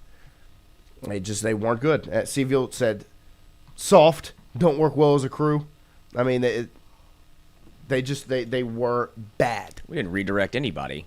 I mean, and that's one thing I'll say about Kentucky. Now, Kentucky is a bottom of the barrel SEC program. They're not that good. We'll see what happens with Stein as their new head coach. But they're not they haven't been a very good SEC program. One thing they've done well is, I will say, they've been pretty good in the trenches. You've seen it in the games that they've really competed well against teams like Georgia. They obviously beat Ole Miss last season. They've battled in some of those games. That's because of some of their trench work that they've done, and that's the offensive line coach right there now joining Ole Miss's staff. So hopefully to see massive improvement there at that position group, starting with the addition of the hiring of Eric Wolford. We will continue to get into the LSU football conversation this morning with Koki Riley from The Advocate, as he does a great job covering the Tigers over there. And obviously, he's great during baseball season, but don't diss on his football. He's been doing a great job covering the Tigers. He was at the press conference the other day and asked a really good question to Lane Kiffin that obviously got Lane onto a bit of a tangent that ended with the Coach O impression and the story about the phone call. But Koki, good morning. Thank you for joining us. Good morning. How's it going? We're doing good. We appreciate you making some time. I'll start here. You were at the press conference, like I said. What were your impressions of Lane Kiffin his first time speaking with the media in Baton Rouge? I guess just from a very niche media perspective, I'd say it was very different from the Brian Kelly era. Just in terms of when Brian Kelly would speak to the media, a lot of times it would be pretty buttoned up, despite, the Florida moment and some other small moments here and there. And he joked around a lot, so it wasn't like deathly boring in there. But his answers just felt extremely professional. And not saying that's a bad thing at all. It's just how it was in the room. This was not that. And you kind of mentioned Lane Kiffin's tangent on my question. He did get back to it eventually, but again, it was a 5 minutes of an answer that was nothing to do with my question. And he just kind of shows he's got a quirky personality, to say the least. And you see that in his social media presence. You see that in some of these press conferences. When he doesn't want to answer something, it's obvious that he doesn't want to answer something. When he wants to answer something, it's obvious that he wants to answer something. He doesn't hide a lot. So yeah, he's definitely he's definitely going to be someone who's going to be interesting to cover over the next few years. Yeah, and you bring up the social media presence. What are your thoughts on the presence of social media? I think obviously the fan base has bought in on it 1,000%, and I think that's maybe the biggest piece of why he does it, because it really kind of connects with the fans in a different way. What are your thoughts on Lane Kiffin's strong social media presence? Well, it's definitely entertaining from the fans. Sometimes I wonder, I'm like, wait, aren't you trying to get Lamar Brown and Richard Anderson the side right now? And you're tweeting about some random thing that has nothing to do with the program, or improving the program at least. So it's all over the place, honestly. But if he gets the job done, I don't think LSU fans are gonna, care in a bad sense, at least. And if anything, I think they're probably gonna be entertained. So, he's been retweeting a lot of the stuff the media has been doing. Like Shea had a report on where the recruiting class stood and with Anderson and Brown, and he's just retweeting it. So does that mean he's confirming? Does that mean he's just trolling everybody? I don't know. It's definitely something. Yeah. And when you look at the job he's done since getting here, what are your thoughts on some of the staff he's bringing with him, and maybe kind of how the staff will end up shaking out here with who's already in Baton Rouge? I think most of the offensive staff seems like it's already done. You mentioned just before I hopped on that you had Eric Wolford, the offensive line coach at multiple different SEC stops. We're not quite sure yet what role he's going to be in. If he's the offensive line coach, that could be interesting. If he's not and he's just an analyst, that also is pretty notable. It's a pretty big named analyst you're bringing in. So we have that situation. We have Charlie Weiss Jr., who's almost certainly going to be the offensive coordinator. We have just a ton of other additions. Jordan McDonald with the receivers, Joe Cox with the tight ends. He was also the co-offensive coordinator over at Ole Miss. So the offensive line staff is close. The staff on offense, is close to being finished already. So that's certainly interesting. And on the defensive side, that's where a lot of the question marks still are at, right? Is Kevin People still going to be the edge rushers coach? Is Blake Baker going to be the defensive coordinator? Is Kyle Williams going to be the defensive line coach? Is Court Raymond still going to work with the defensive backs? I think that if Blake Baker stays, I think there's a pretty good shot that they keep the band together, to put it simply. But if he goes, then you're going to talk about a pretty big shakeup with that defensive staff. And but again, if he stays, it's just going to be Blake Baker, and then Chris Kiffin will probably be a defensive analyst out for the linebackers, and that'll be it. It has been interesting to see how many analysts that he's brought with him. Kiffin has. So it's not just like position coaches, like he's bringing in the analysts with him too, especially on that offensive side of the ball. So I think you're going to see a transformed offensive unit as they needed, and they're bringing in one of the best staffs, if not the best staff in the country to do that. It's just the defensive side, and are they going to keep what they had this year, or is it going to be something completely new? And right now it's kind of impossible to tell. Obviously LSU is interested in bringing Blake Baker back, but Tulane and Memphis are pretty good jobs for G5, especially on the G5 level. They are the two best G5 jobs. In South Florida is in that conversation as well. So it's any of those three really. South Florida apparently is a pretty good NIL chest. That's why I kind of mentioned them. So that's why, I think it's going to be really interesting to see how all that shakes out. Yeah, and I think, I'll ask you about kind of one assistant in particular, and Frank Wilson, and just kind of your expectations on how that shakes out. You talked about the offensive staff. There's obviously been a lot of conjecture around Frank the last couple of days, but what do you anticipate being kind of the result here as Frank's been the interim coach, and like Lane said, he will continue to be with the bowl game, but the way it kind of shakes out with Lane coming in? Yeah, it's going to be interesting, right? I think Lane definitely wants his imprint and his staff in place for the offense. I don't think there's any question for that. Whether what they're going to do with Frank Wilson in that equation will be interesting. I'm not as confident in. I think it's safe to say that it's hard to be as confident in Frank Wilson coming back as it is for the defensive guys. Yeah. Right? Because Frank Wilson is the running backs coach. Like, he's on the side of the ball that Lane Kiffin wants all the control over. But if you want to call it that, like, Frank Wilson kind of has a bargaining chip in that he has the keys to this recruiting class. And I think the questions surrounding him is a large reason why a good amount of guys didn't sign yesterday for LSU's 26 class. And honestly, it's going to be tough to sort of figure out like what this whole thing is going to look like and whether he's going to stay on. Frank and Lane did meet when Lane first arrived. Frank actually worked for Lane at Tennessee, so there's definitely some sort of connective tissue there. And Lane almost certainly understands how important he is from a recruiting standpoint. Does he want him on as a coach, right? Maybe they would move him into a front office role if they wanted to keep him on. Would Frank Wilson do that if he wanted to move into a front office role? Granted, I'm just speculating here, but I don't know. Like his future is probably even more up in the air than it is for some of the other position coaches. Again, mostly because he's on the offensive side of the ball. And then obviously when you look at this recruiting class, what were your thoughts on the pieces they were able to keep together and maybe some of the question marks that rose around it? Yeah, essentially I just wrote about how there's a lot still to figure out, right? Where you have 11 signees, technically 10, because Richard Anderson still hasn't sent in his paperwork yet.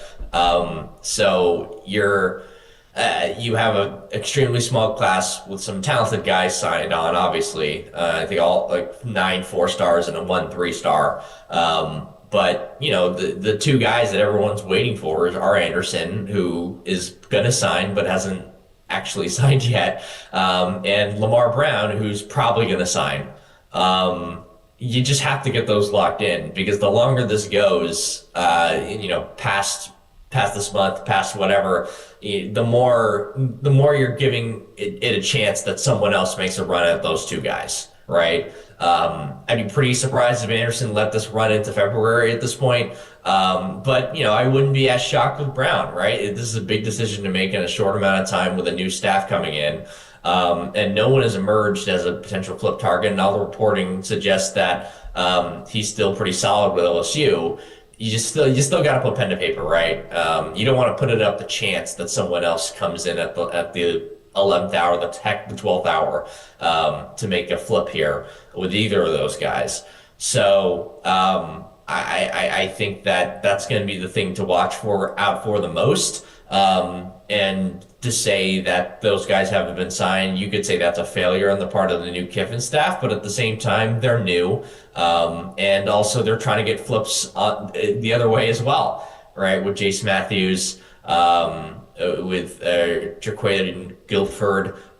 So like they're still working the phones. Landon Duckworth is the big name at quarterback as well. So they're still working the phones to get some flips to their side by Friday. But the number one priority still has to be in getting those 5 stars locked down. And if you can get any of these extra guys, that's great. But it's not necessarily as critical as what could be a pretty special D-line class. Yeah, no, I agree. Obviously, when you look at the recruiting class, like you said, smaller numbers, that means Lane Kiffin's expertise as the portal king is going to be a pretty big portal window for the Tigers, right? Yeah, this recruiting class was never going to make a big indent when it came to the 2026 season. Yeah. And I think a lot of that just has to do with the fact that a lot of these recruits aren't necessarily, his guys. A lot of that has to do with the fact that they were going to have to replace a lot of veterans through the transfer portal, no matter who was going to coach the team next season. And the fact that it's Lane Kiffin doing it, it reasserts that fact. So I think the portal, and if we're talking about 2026, the most important transaction window is going to be in January. This is more of, let's try to see if we can get a couple blue chip guys to build around for 2028 or 2027. And if we can hit on a couple guys, great. But it's more, this is more of a gravy class. This has turned into more of a gravy class than a building class, if that makes sense, because of the coaching change, because of the fact that they didn't really recruit most of these guys. And I think next year in 2027, that for the 2027 class, that's the class where we really sort of start to learn, like, all right, how much of an emphasis is recruiting for Lane? How is he going to use the LSU brand and the LSU resources to build up that freshman class? Despite the fact that he's really, really relied heavily and almost solely on the portal during his time at Ole Miss. And then obviously, when you look at the quarterback position at LSU, there are a lot of question marks around it. That room is, in a sense, bare, with Nussmeier leaving, Hurley away from the team, and then Van Buren obviously still in the room. Maybe some question marks if he stays or if he leaves. What are your thoughts on the current standing of the quarterback room and what you expect the game plan to be this offseason? Well, they're going to get someone from the portal. I think it's pretty much a guarantee at this point. Not sure whether Van Buren fits Kiffin and Weiss's cup of tea. So that's going to be something to keep an eye out for. It seems like they really like accurate quarterbacks who they can control really well, like basically like point guards. That's the sort of, not really the big creator sort of type of guy, like guys who can create with their legs a little bit if they need to, and that they can roll out and use in the run game a little bit, but not someone who this is not like I don't know, like what's the best comparison point for you? This is not like a Josh Allen situation where they're going to run the whole system through solely the strengths of the quarterback. They're going to find a quarterback who fits the strengths of the system. Right. I don't know if Van Buren's necessarily that guy, because you look back at some of the other quarterbacks that they've had. Like Matt Corral was simply a point and shoot quarterback. He didn't really create much with his legs at all. He was a point guard, basically. Jackson Dart created with his legs more, and they kind of evolved the offense a little bit around him, but he wasn't necessarily a guy that they asked for him to do a whole ton from a processing standpoint. It was still more point and shoot with the passing game, but in the run game, they got kind of creative, and it opens up some things, and Dart could create a lot, but create a bit, even though you didn't see Dart like make a whole bunch of Johnny Manziel plays with his arm, if you know what I'm sort of trying to get at here. And then with Chambliss, I mean, this is a D2 transfer who fit all the physical requirements they wanted for in a quarterback, and has done a beautiful job of running that system. Who they're going to get is someone who's going to fit that system perfectly, or as close as they can. And it's not necessarily going to be what they've been asking Garrett Nussmeier or Jaden Daniels to do, where they're putting a lot of load on their not just their arm, not just their legs, but also their brains. Right. And I don't think you're really going to see that as much under Lane Kiffin, because again, the system does a lot of that work for them. Koki, last one. What is the bigger issue in college football? Is it the calendar, the timeline, or is it the AP poll voting? I don't think I affect much with the. I agree. I don't think I affect much, despite what social media tells you. So, it's probably the calendar. Yeah, it was a crazy. It had to be a crazy couple of weeks for you during the AP poll stuff, huh? It still is, in a way. You know, people are still angry at me, but Overall, like at the start of the season, especially, got kind of nutty there. But I'm still getting people. Yeah, why don't you point their attention towards the committee? Yeah. The more of that, but I still got a little bit, even after that. Well, no, you became they circled the name and it was you, Koki. But from the start, off the jump, they're not going to forget. No.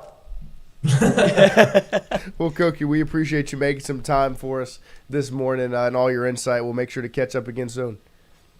Awesome. Thanks, guys. Really appreciate it. Yep.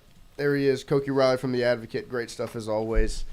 He definitely was circled early on in the AP poll debate.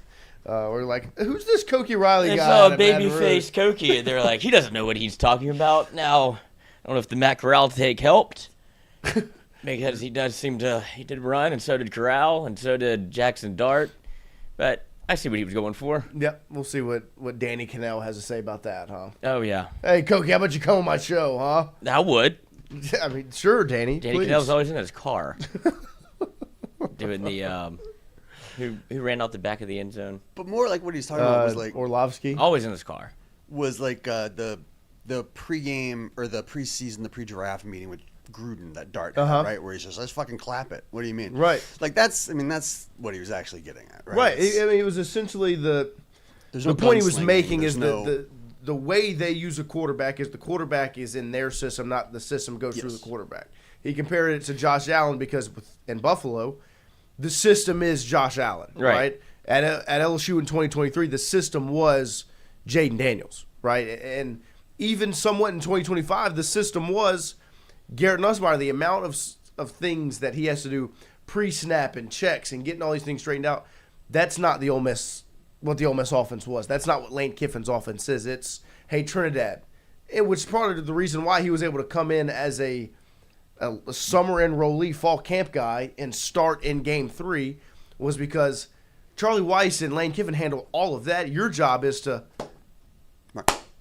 get the snap and deliver the ball, be accurate, make plays. Throw outcomes, do one of the 3 outcomes. Yeah, throw it to B. Right. Like it's a simple offense in a sense. I'm saying that from a chair and a desk. Right. For the quarterback to just kind of plug and play. You find a quarterback that fits certain skill types and attributes that you want, you plug them in and they go and make plays. But also, I mean, it's not I don't think there's that big a problem with that system, honestly. I mean, like, look at what Dart is doing in the NFL, right? Like, a talented guy is still like a next level first round type of player can come out of this system. It's just not the traditional thing that we're always used to. Yeah, you go get a Jackson Dart who can make the throws and make the plays, and you plug him into that system, and it's even better, right? And he ends up being a first round pick. And so if you go get a guy, because now the NFL we start bringing in top 10 quarterbacks that fit these things, that's where the Well, that's Simmons. That's this guy. I mean, but it feels like the NFL is placating more towards college quarterbacks because they like this might not be the worst way to do it. Right. Like having athletic quarterbacks. No, that's all that's coming out of college now. Because we had asked Mikey and Mitch last night. One of them was like, "How was your recruiting process and how did it go?" Obviously, Jared was 2 times recruited, and he remembered when he came in, and it was Steve Spurrier that came into the crib, and he was like talking. Like all he wanted to talk about was football. He's like, it was incredible. Like Steve Spurrier's awesome, great offensive mind. And he's like, but he never, like, it was only football. He's like, ain't no way in hell this man's going to let me play baseball. And LSU was like, come do both. And I was like, well, did he ask you to play quarterback or was it, he's like, wide receiver. I was like, what about if it was 2025? He goes, brother, I don't even know what it would look like. If he goes, I wouldn't have said I'm playing wide receiver. He's like, I'm playing quarterback. Yeah. And he's like, there wasn't 6-foot quarterbacks that ran around in 2006. It was Jamarcus Russell. And he's like, that there wasn't even an option. He's like, now, I would have actually stood on the table a little bit more. Like, I think I'm a quarterback. And I was like, that would have been fun to see. Throw it in both hands. Don't give me started. I mean, that'd been awesome. Play center field and quarterback. Yeah, I mean, like, no, that would have been outstanding. But yeah, I mean, the game has changed, right? I mean, look at it. Trinidad Chambliss is the perfect example. He was at a D2 school. He's a smaller quarterback, but he's accurate. He can use his legs extremely effectively, and he knows football.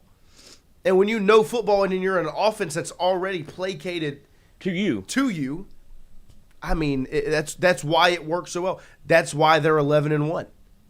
It lets your instinct meld with the simple system. And that's the other thing about a Lane Kiffin offense, and where I'll talk with the running game. Again, not simple as yeah, you know what I mean. Though. Right. When Harlan Berry against Texas A&M has 8 carries for 57 yards in the first half, 5 for 51.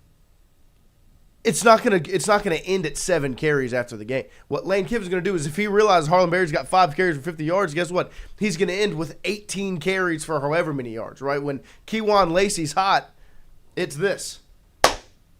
It's a tall. And then feed the guy. Off and of that, this or fake the toss. Quarterback keeps it. Right. And so you do have to have a dual threat. And you would be a bad better if you're like, I don't think Lane Kiffin's going to find himself a quarterback at LSU. I mean, he's going to be just fine. Anybody he picks will be like, right pick. Well, because that's the thing, and that's one of the points Koki made that I really liked is he goes, and we talked about it when we broke down Ole Miss's skill guys as well. He identifies players that fit his offense, right? It's not going to be this ever-changing thing that's where you had Joe Sloan's offense with a quarterback that didn't fit it. Mm-hmm. You're running an RPO offense with a quarterback that doesn't run. So, the offense didn't fit the players. Lane Kiffin identifies talent that fits what he wants to do, who he is as a play caller, and he knows it so well. And I think that's where your confidence right now on December 4th should be, is that Kiffin's going to bring a quarterback, he's going to bring an offense. That's what we've said the whole time. That's what's going to be the case. So, and he brings in his quarterback's coach, so they're going to be in lockstep again about who to bring in. Like they had confusion. Exactly. So that's where the offensive staff, for as much as Frank Wilson's being circled, everything that he's done is you're getting all of what he had at Ole Miss over at LSU, they're the 11th ranked offense in the country. Right. And don't think it's just Lane Kiffin quarterback. They run the football. Yes. Like he's more of a run heavy coach than people, I guess. This isn't air. It's not the air raid. No, it's he used to throw it around the lot a little bit, but now he's got this power spread that he runs where everything's kind of made very easy for the quarterback, and it's because it's predicated off of being able to run the football. That's why it's so hard to stop. Yes. Yeah. No, that's why it's so That's good. why it fucking works. You have to do everything right on defense. Right, and that's why, and that's why guys like Lamar Brown and Richard Anderson are so important right now, is because that side of the ball is going to be in a good spot offensively. Like offensively, that's going to be taken care of with Kiffin and his staff. You've got these monsters on the other side of the ball that are an hour down the street or right in the backyard. You got to make sure you get them in purple and gold so that, and I really think the biggest thing with that is what happens with the defensive staff. And I agreed with Koki on the point of, if Blake Baker is the defensive coordinator for LSU next year, I think the staff stays the same. Absolutely. Besides maybe Kyle Williams, right? Mm-hmm. I think that would be the only potential shakeup, which would be unbelievable because you've shaken up the defensive line coach a million times in the last decade. So we'll see how it ends up shaking out. We also need to give this time. Of course. Yeah. It's the college football calendar. now. It's the college football calendar, really. Like, early signing day is 3 days after you hire your head coach. What we got going on, fellas? It's all this change happening right. You didn't even have time, It's so. We'll see how it ends up shaking out. It's going to be an exciting next couple of weeks and months and years. Yeah, and he also came into an LSU staff that has been recruiting the same people. It's only been 15 of them, right? And he's been recruiting his guys. And he's like, well, I've never really even looked at Richard Anderson. Like, I know he's good, but he's never coming to Ole Miss. Lamar Brown was never coming. Yeah, I've never talked to these guys because y'all had them, can't touch them. But the skill players that he did have, he's like, I certainly have talked to these guys, and I'm bringing in the guys that I know about. And he saw the flip that already happened. Yeah, and he flips Corey Barber from Ole Miss to LSU. And then I think he'll go. I guess LSU fans have to get somewhat used to this. I guess for the second year, you're in the portal era. The recruiting stuff, 100%. As exciting as signing day used to be, and you want to see something happen. You do need to get Dick Anderson, and you need to get Lamar Brown. Right. Those are the 2 5-stars that were this class is okay. There are must-gets in each class. Emory Jones and Will Campbell Right. were must-gets out of Louisiana in that class. Barry. Right. Harlem Berry last season was a must-get out of Louisiana. Lamar Brown, Richard Anderson, those are must-gets because those are foundational pieces. Those are cornerstones of your program that are being grown an hour away in your backyard, right? Those are pieces you have to get. But it's not going to be – I mean, USC's taking, 35 players in their recruiting class? Like, I'll ask you this. In 2 years, we can revisit.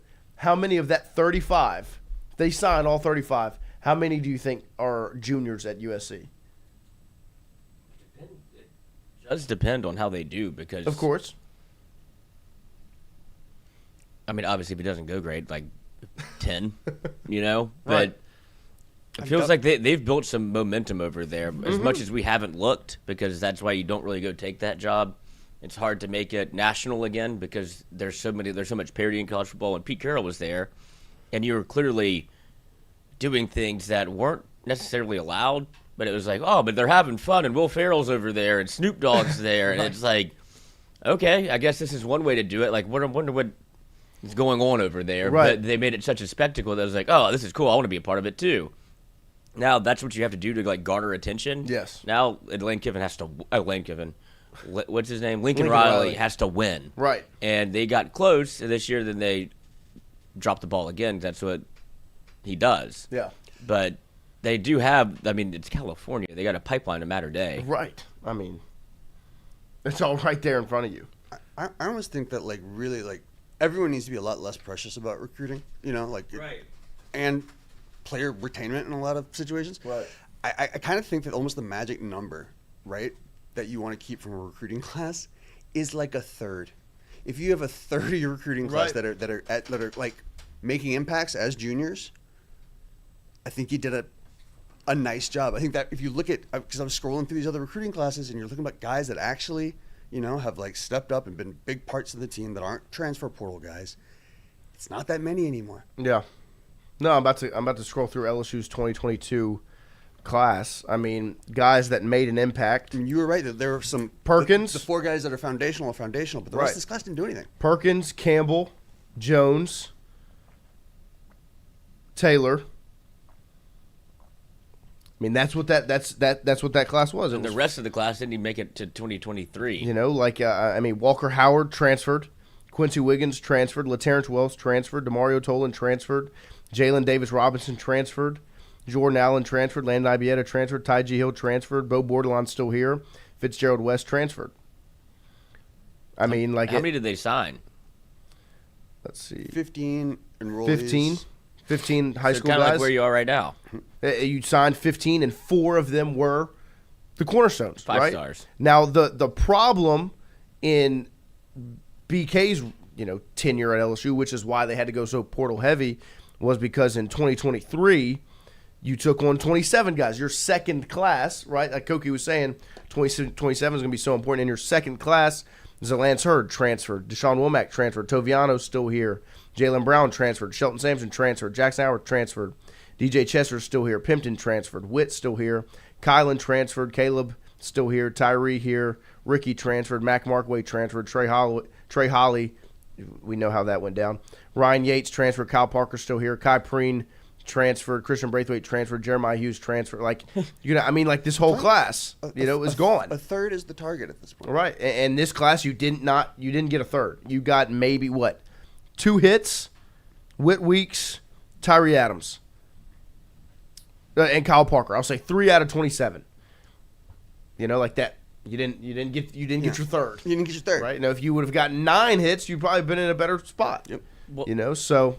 That's what forced you to the portal. So that's where LSU is now. Like, as much as this 2026 class is important, you want to get those Aiden Halls and Lamar Browns and Richard Anderson and those pieces that are going to be cornerstone pieces. Do you think you start seeing the recruiting classes getting smaller? I know you have to fill a roster, but do you think you start seeing LSU, instead of taking 27, you take 15, 17? I think you start to see half and half. Yeah. Yeah, because how many did USC signed 35. 35. It's I like think the days of that good luck class keeping up. are- Like it's like Octomom. Like what I'm saying, where are like, all my kids? 35 freshmen, right? When they're juniors, you likely have 12. I think you're And- really, and- I think you're lucky if 12. And if it's 12, 12, it's a success. Yeah. And if it's 12, And if maybe it's 3 make 4, an impact. And if it's 4, they're going to be bad. You know, Like like you do have to, if you do bring in 27, you bring in 35, you have to keep that third. When you go any less than that, you're not going to have experience, you're not going to have depth, Then you're you're going to suck. So yeah, you're looking So through the it's portal. almost better to bring in a more manageable class where it's like, hey, like this is your role. We're not bringing in every 4-star, in the state that is whatever, and we're going to load up with 10 Right. wide receivers. It's saying, hey, like you're the guy, you're coming in, we want you to do this, and these are the realistic numbers we're looking at. I think that you have to be a little bit more Succinct. succinct. Yeah. yeah, no, I'm with you, and I think that's what this class that LSU has right now, the 10th rated class is. That's I don't have a problem with that at all. you've hit on. You got you have the 2 5-star D linemen committed. You have a 4-star D lineman committed from Georgia. That's obviously got Louisiana ties. 4-star edge from Florida, and then you've got the number 1 tackle in your state. You've got a 4-star corner, a Corey Raymond guy. You've got the top receiver in your state. Like you've got one of the number 2 safety in your state. Like you've hit on the pieces you need to hit on. So that's why it's a foundational class. And then the portal, January is going to be a huge month. Like January is going to be a huge month for LSU in 2026. And we'll see how it ends up shaking out. So let's get ready to connect athletically here on this Thursday morning while we continue to wait and watch to see when Richard Anderson's papers get sent in. Send them. When Lamar decides to sign. Same with Deuce Sign it. Gerald's, Trenton Henderson, those guys. We do have breaking news as 4-star safety Dylan Purter, who had been committed to LSU since March, has flipped his commitment from LSU to Florida. And so he was recruited very strongly by the Tulane staff, which is obviously going to Florida. So he has flipped his commitment to Florida and is expected to sign there. So that is a flip from the Tigers to Florida. So just be prepared. The Ole Miss fans are going to be quote tweeting, what's going on in Gonzales, Louisiana? What's going on in, what's going on at LSU? Lane in trouble. Just prepare yourself for it because it's going to happen because they can't shut up and move on. Don't they? No. Hurt people. I mean, don't they? I mean, just focus on your own stuff. I mean, It's something we can get into tomorrow, but conference championship weekend. Conference championship Because weekend. none of these actually matter. Let's see. Which ones matter? The Big 12 matters. BYU and Texas Tech. Because BYU's on the – aren't they on the cuff? Like Yeah, they're around the the first edge. team out. The American Conference matters. See if Tulane gets in. The ACC matters because if Duke wins, Duke can get in even though they're like 7 and 5. Yep. Which other ones matter? That's it. Well, JMU, maybe, outside looking in. Yeah. I mean, the G5 conference championship games matter. in Hell a yeah. sense, because then That's a fun they can sneak in. like offshoot of the new system. Right. That is like now the G5 Yeah. championships are like And you know those Playing, people are man. going like the traditional nuts. stuff nuts. Oh, this matters? right?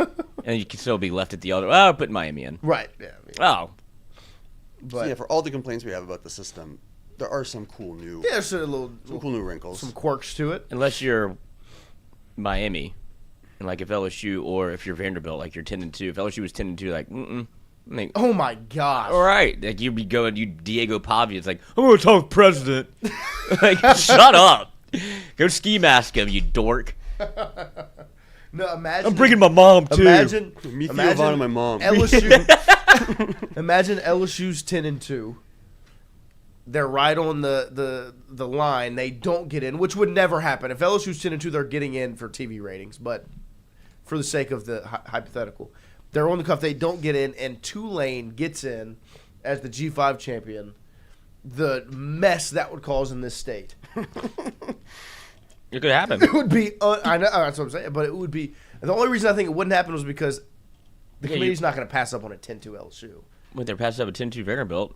Well, yeah, that's That's Vanderbilt. Vanderbilt. For LSU's now, gonna I'm telling you. Right now, I'm with you. But as of right now, LSU sells tickets, TV ratings, all those things. Pavia moves the needle. No, but I mean, But does he? LSU's is still, Not in the right way. you look at the total viewership numbers I saw posted. we had a terrible season. We're still number 5 or 6 in terms of just millions of Right, viewers that right. are watching. You know, like, that's what they're looking at. That's- You have to look at that. It's a product. right That's what next they care to about. the top 10 rankings. Honestly, And that's probably another huge reason why Lane Kiffin came here, like night games. Yeah, no, he's going to get his night games. Yeah. And it's going to be awesome. Mm-hmm. Oh, week 1 next year. Get him a glow-in-the-dark clipboard. Stop it. Clemson, LSU in the Real Death Valley, week 1. Lane Kiffin, Dabo Swinney. If they weren't made of wood, you'd see a whole student section. Touchdown, everybody throws a clipboard. Clipboards? That would be pretty cool. I mean, they already had projectiles last year. Yeah, shout out to Christian. don't give those kids clipboards. That's a terrible idea. And that's what I said. If they weren't made of wood, they, something softer.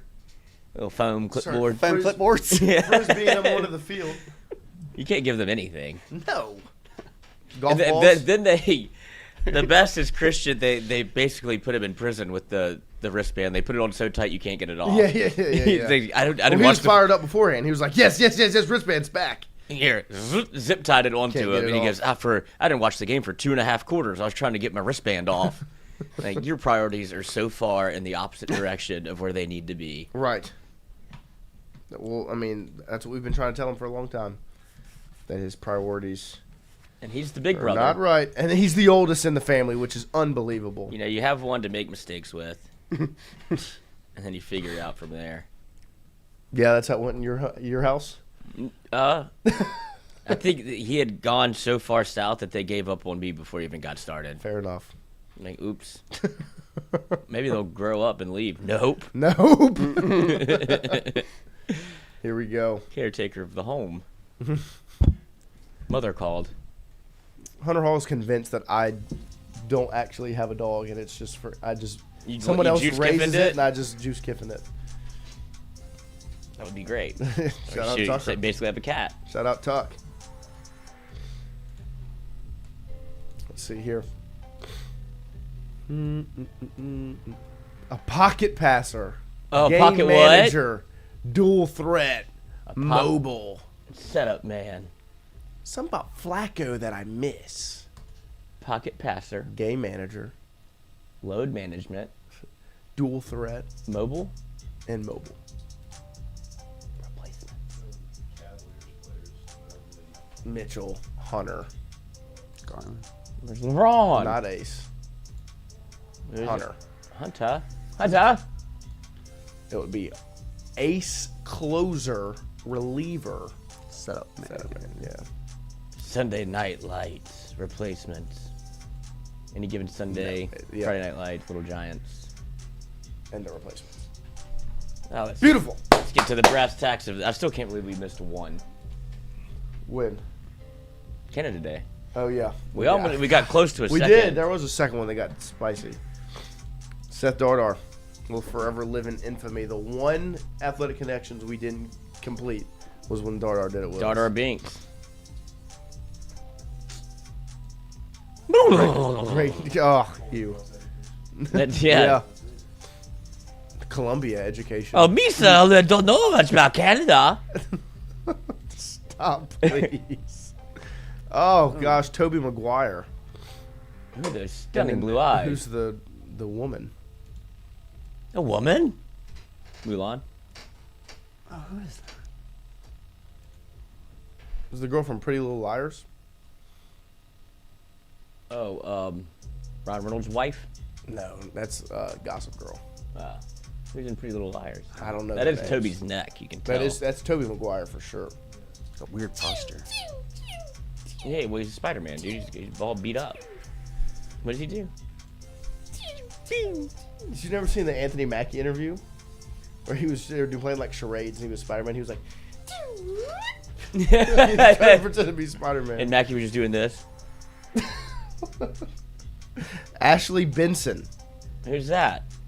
I don't know. About to find out.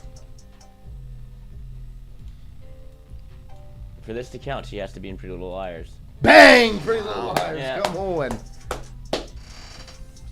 Knew it. She was also in See right through your soul. nothing else really. I mean, She was in Pixels. What are you talking about? oh, obviously the classic Pixels. Yeah. What do you mean? Are you forgetting about Pixels? Yeah, you want to know how much Pixels made? How much did Pixels make? $244 million. Jesus. People have kids. You don't want to see Pac-Man take over the world? Look. Can we play the game, please? He always gets on these little... I mean, you just haven't seen an American Classic. I haven't. I've never seen Pixels. Have you seen Pixels? He eats the Golden Gate Bridge. Have you seen Pixels? No, man. Just. I've never seen it either. But why would I not? I mean, now I want to look at the star-studded cast. I mean, yeah, it is a star-studded cast. It is a good cast.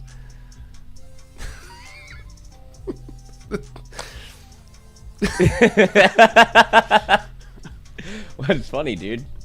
I drink wine and I know things. NFL. Angry little elf. The AFC team lost to a 2023 first round, 2024 third round pick due to tampering violations involving Sean Payton and Tom Brady. Timeout. Okay. Miami? Yeah, the Dolphins. Oh, Nope. me? Not me. I don't tamper. X Soda in the chat. A little short of the greatest cast ever.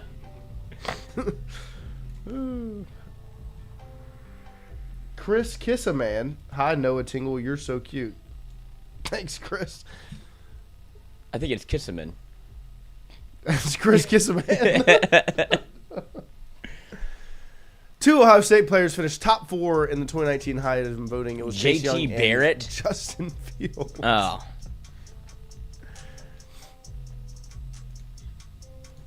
NBA. Paul Pierce plays final 2 seasons with this Western Conference team from 2015-2017. Is it the Clippers? They don't love you. Yep. Beirut is the capital of this Middle Eastern country. It's Lebanon? There we go. Check these guys out. I have no idea. I look at her wiki all the time. That's the reason I know. It's a sweet jab. Yeah, I don't think that was so much an interview. Yeah. Just because they say that before they get started on the bus. Doesn't mean it's an interview. What's your name? Where are you from? Beirut. Let me see your ID. Let's fast forward. Michael Jackson had a famous accident where his hair caught on fire while filming a commercial for this soda brand. Only to be outdone by Kendall Jenner. That Pepsi commercial? Mm-hmm. Yeah. Speaking of classics. Yep. Along with being an executive producer. This famous comedic Oh, Will actor- Ferrell. I can feel it deep down in my plums. In my plums. I said, no, you let that boy watch. It's such a good show.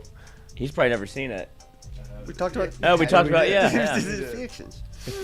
Spuds. Spuds. A 12-year-old orphan befriends a captive orca. Free Willy. Free Willy. So speaking of Mia Khalifa.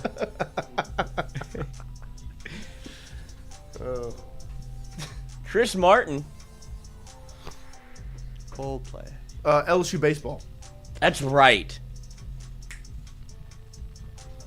I love me some Chris Martin. What is this? Coldplay? Coldplay, yeah. Oh, the long watchtower. What do they sing? The lights. Something about lights. It's a Coldplay song. I don't know. Everybody loves Coldplay. Viva la vida. That is Ricky Martin. Living La Vida Loca. La Vida Loca. Viva la vida is a Coldplay song? Chris it's Martin. It's like one of the most popular Coldplay songs. I guarantee you, if I open up Spotify. I've never picked Coldplay. Well, I mean, you also funniest thing ever. Oh no! On his Spotify Wrapped, you know how many songs you listened to last 33. year? 33 songs. This man couldn't have less of a mind for culture. He listened to 1 month of songs.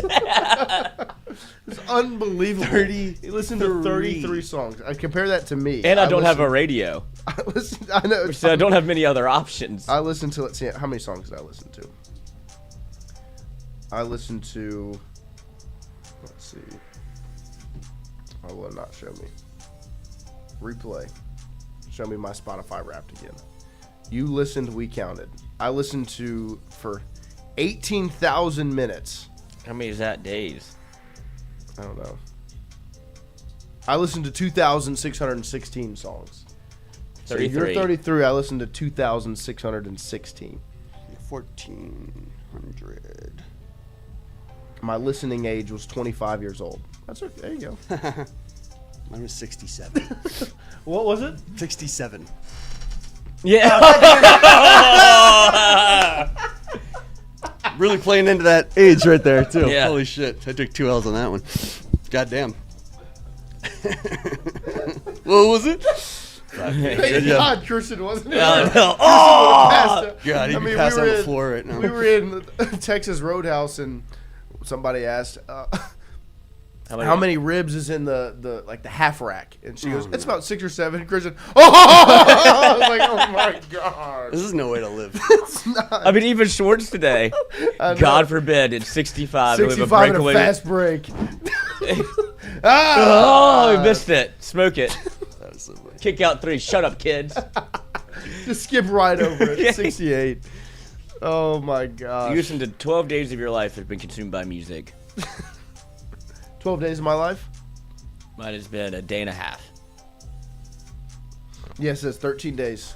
13 days consumed by music. How many artists did you listen to? Artists, let's see if it says. It says the artists? Yeah, I think it's like after your podcast. Okay, let's see. Ones. I listened to 31 albums. Wow. 1,055 artists. Damn. See, there you go. No, That's good. mix it up a good bit. My number one artist is on a 9-year run. 9 years is my number one artist. Young boy.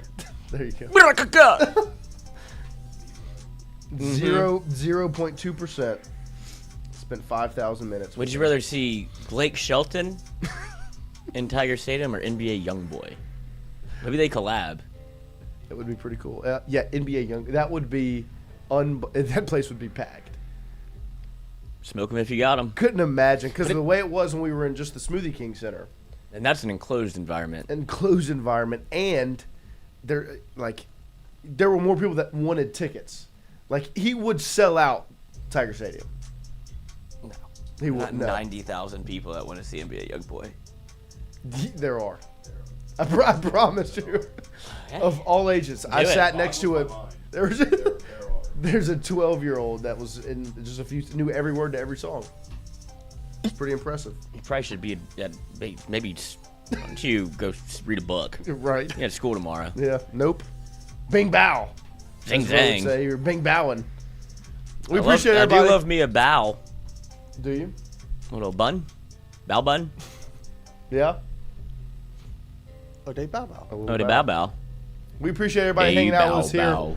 on this Thursday morning. We will be back tomorrow morning, 7 to 9 a.m. to close out the week. A fun week. Lane Kiffin's first week as LSU head football coach. We'll be back tomorrow morning, 7 to 9 a.m. Love you.